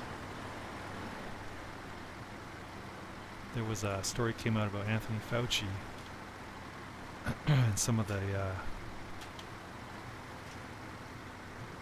tests and stuff they do at these labs and stuff. They were testing on beagles, those dogs, basically little hound dogs, doing tests on them, and, you know, part of that test, although the people didn't realize it, was to see who could handle it, because these things are screaming in pain and stuff, and, you know, if you get somebody who doesn't feel anything, that's the person we want. And I believe that probably quite true, considering some of the things I've seen. There was this Weasley-faced little bastard, I don't know if he owns one of the drug companies, or he was some kind of bigwig anyway. He looked like Squiggy from Laverne and Shirley, but meaner. There was some family, their kid had this extremely rare condition, and his drug company had a drug that could fix it or something, and he was charging, I don't know, it was some ungodly amount of money per dose, and it cost them like 25 cents or something, and he's charging like $7,000 or something insane. And he was on the news, he actually went on the news, they were talking to him about this, and he was like, yeah, whatever. Like, you know, if they can pay for it, that's great. Like, you know, get the government to help them pay. Like, you know, he didn't care. He knew the government or somebody, charity, would get the money, and he'd get his money out of them. Even though, you know, he didn't care that this kid was, you know, in a bad way, or this family needed this, or he totally didn't care. And he said as much, and the look on his face, he was just totally contempt, like he just could give two farts. And that's what we're dealing with. Okay, service spare parts. Now, where do I need to go? Oh, okay.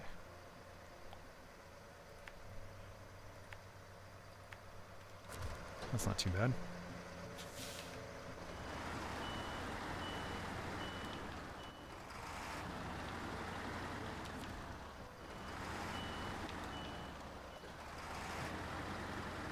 Can't wait to pick up this thing and take it wherever it needs to go.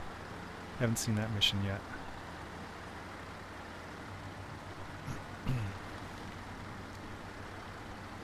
There was a mission a while back where you had to take parts of a big plane like that on one of the other maps, one of the other areas.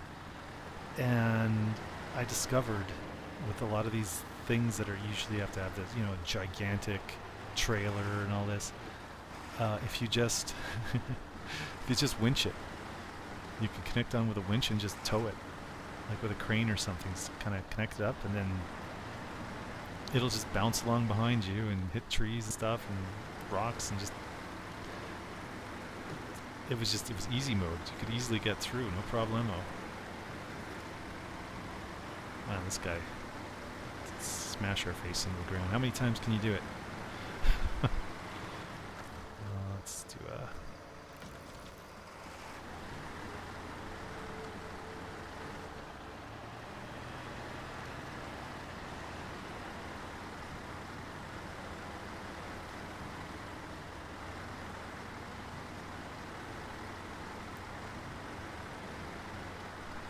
Yeah, there was, what was it? There was some gigantic logs on this one, and that's all I did. I just kind of grabbed it with a crane, stuck it in like my backside here, and just kind of, it was just swinging around, and I was driving along, no problemo. And that crane, same thing, the tail kept getting stuck on trees and stuff, but it would eventually kind of pull it free, and it was just way easier than, because some of the terrain you had to take it through with a really long trailer like that, the trailer was getting hung up, and yeah, it was just terrible. And then I discovered I didn't need to use that. I could just winch on and away we go.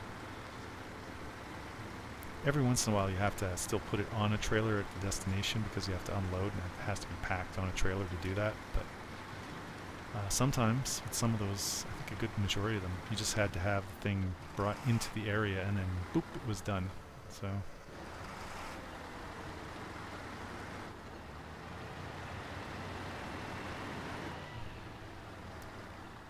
this vehicle's a little bit of easy mode.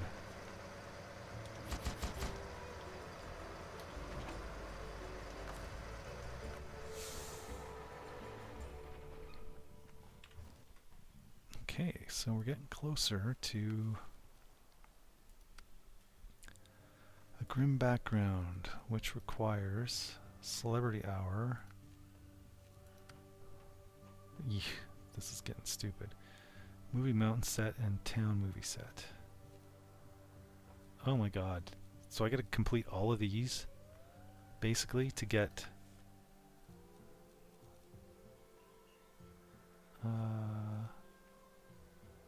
which one was it? Was it this? This one.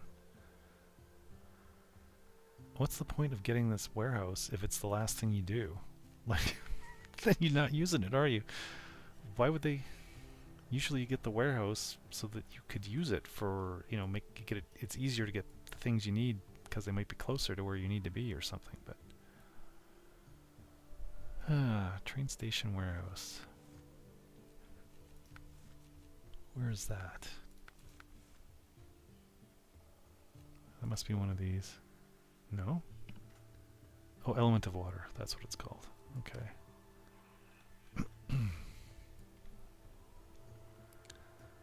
So there are 4 of those. Oh, and that's just another place to get the service spare parts. So I could just come here and get the 4 parts. Or I can go pick these ones up. These ones will be a pain in the ass because I can't get across this river too easily anywhere here. So I'm looking at going like here or there or down here just to get this one, or I guess that one too.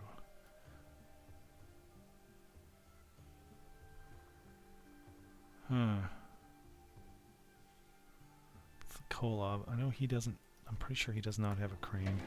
Nope. I'll need a crane to pick these suckers up.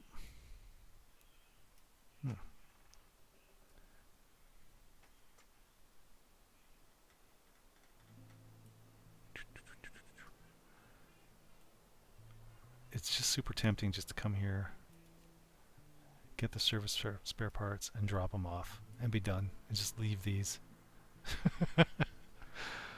I kind of just think I want to do that. What has this guy got on him? Just the crane. If he had the trailer attachment, I might go get that and then come down here. But do I have anybody else in the area? This guy. Well, there you go. I'll just take the Tatra, go here, and that's done. Why not?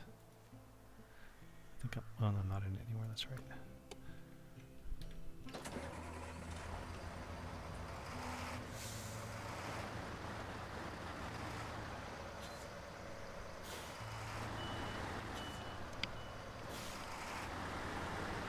it's almost noon, so I think after I do this job, I'm gonna duck out and try and get some work done around the house here.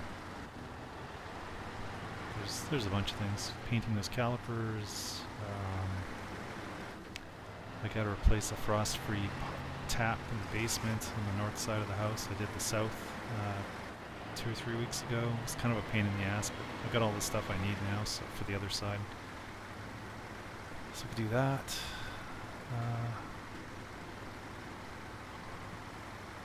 Yeah.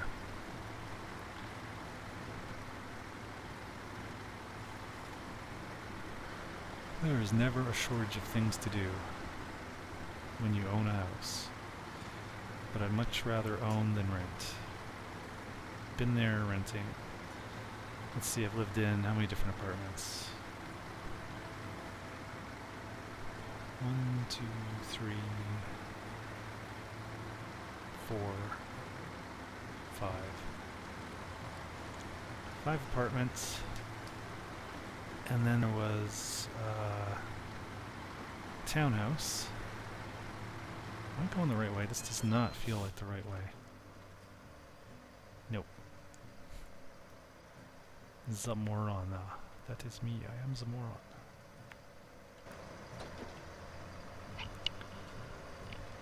Yeah, so we had met my wife, we got together, bought a townhouse, but then that had condo fees, which is kind of like renting, and I was on the board and stuff after a while because the idiocy knows no bounds. But even being on the board, stuff was still happening. Like, the so-called president was doing stuff that we did not agree on, and I don't know. And the other people were just cucks. So that annoyed me. But then, yeah, we bought this place, and we've been here for 16 years. Wow.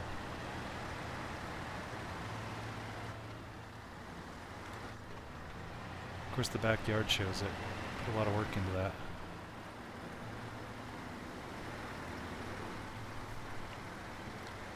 Lots and lots and lots of work. But it's worth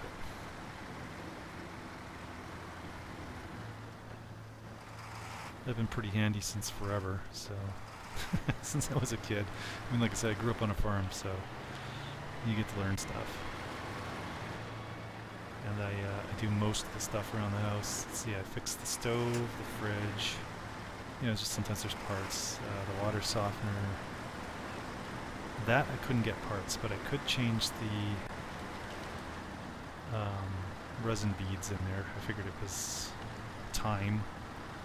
So I changed those. Those things are a pain in the ass. Put in the central vac system. Did some wiring. The whole basement's wired up. That's all me. It's all to code. Which isn't brain surgery. I don't know why some people just have so much trouble with that. In fact, some of the stuff that was in the house when we bought it wasn't done right. Fucking idiots. One of the first things I did is I went around with a little tester and I checked all the outlets. And there were 2, I think, that were shorting out for these. Because whatever moron they had doing it didn't do things properly. The screws or the wires were touching the metal boxes, which were grounded. Well, I think there was a junction that wasn't right too. I mean, overall it was done great. The builder was really good. There's just a few things that were like that irritated me, but fix those up. I mean, that's kind of a dangerous thing. You got shit shorting out in the walls. Yeah, great. You know what really burns me is these new outlets. If you go to like one of the box stores, like Home Depot or something, almost everything they sell are these safety things. They got these little shutters in there supposed to protect it from kids sticking forks in the outlets and stuff, which almost never happens. But those things break or they just don't work properly because they're built like shit, and you can't, you know, it's really hard to get a plug in those outlet or So when that happens, I go around and I look and I find proper outlet that doesn't have that shit, so it'll work better.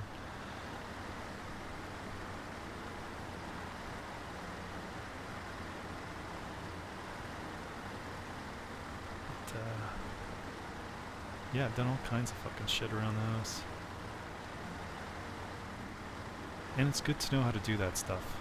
And have some tools. And of course the powers that be don't want you doing any of that. They want you to spend your money and some company that may or may not do a good job.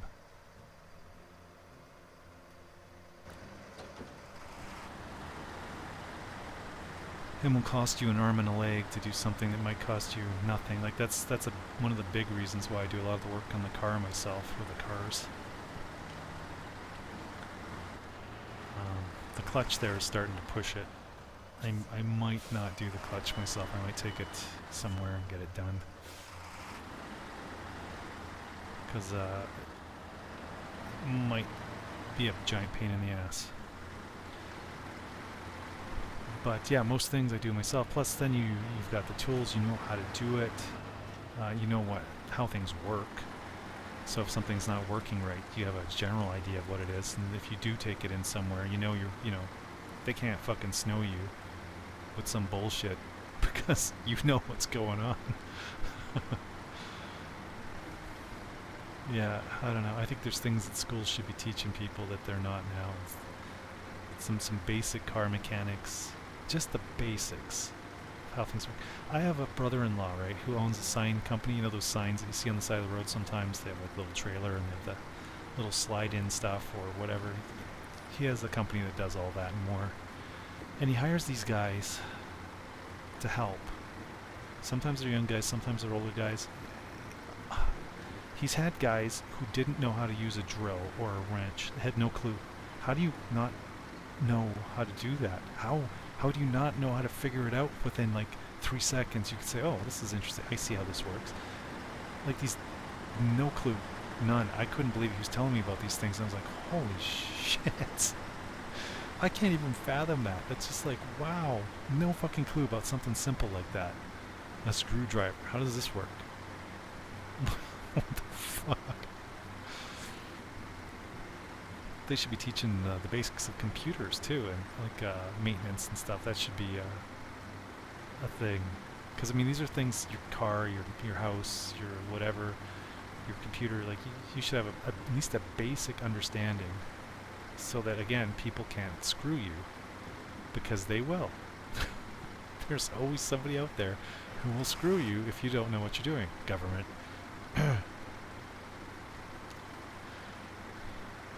Yeah, fucking government lives on the fact that, on ignorance, that we don't know anything. And they try and keep us in the dark. They're the worst. They just piss me off. The amount of money they take from us. You know, in Canada here, if you consider all the taxes, right from, gas taxes on up,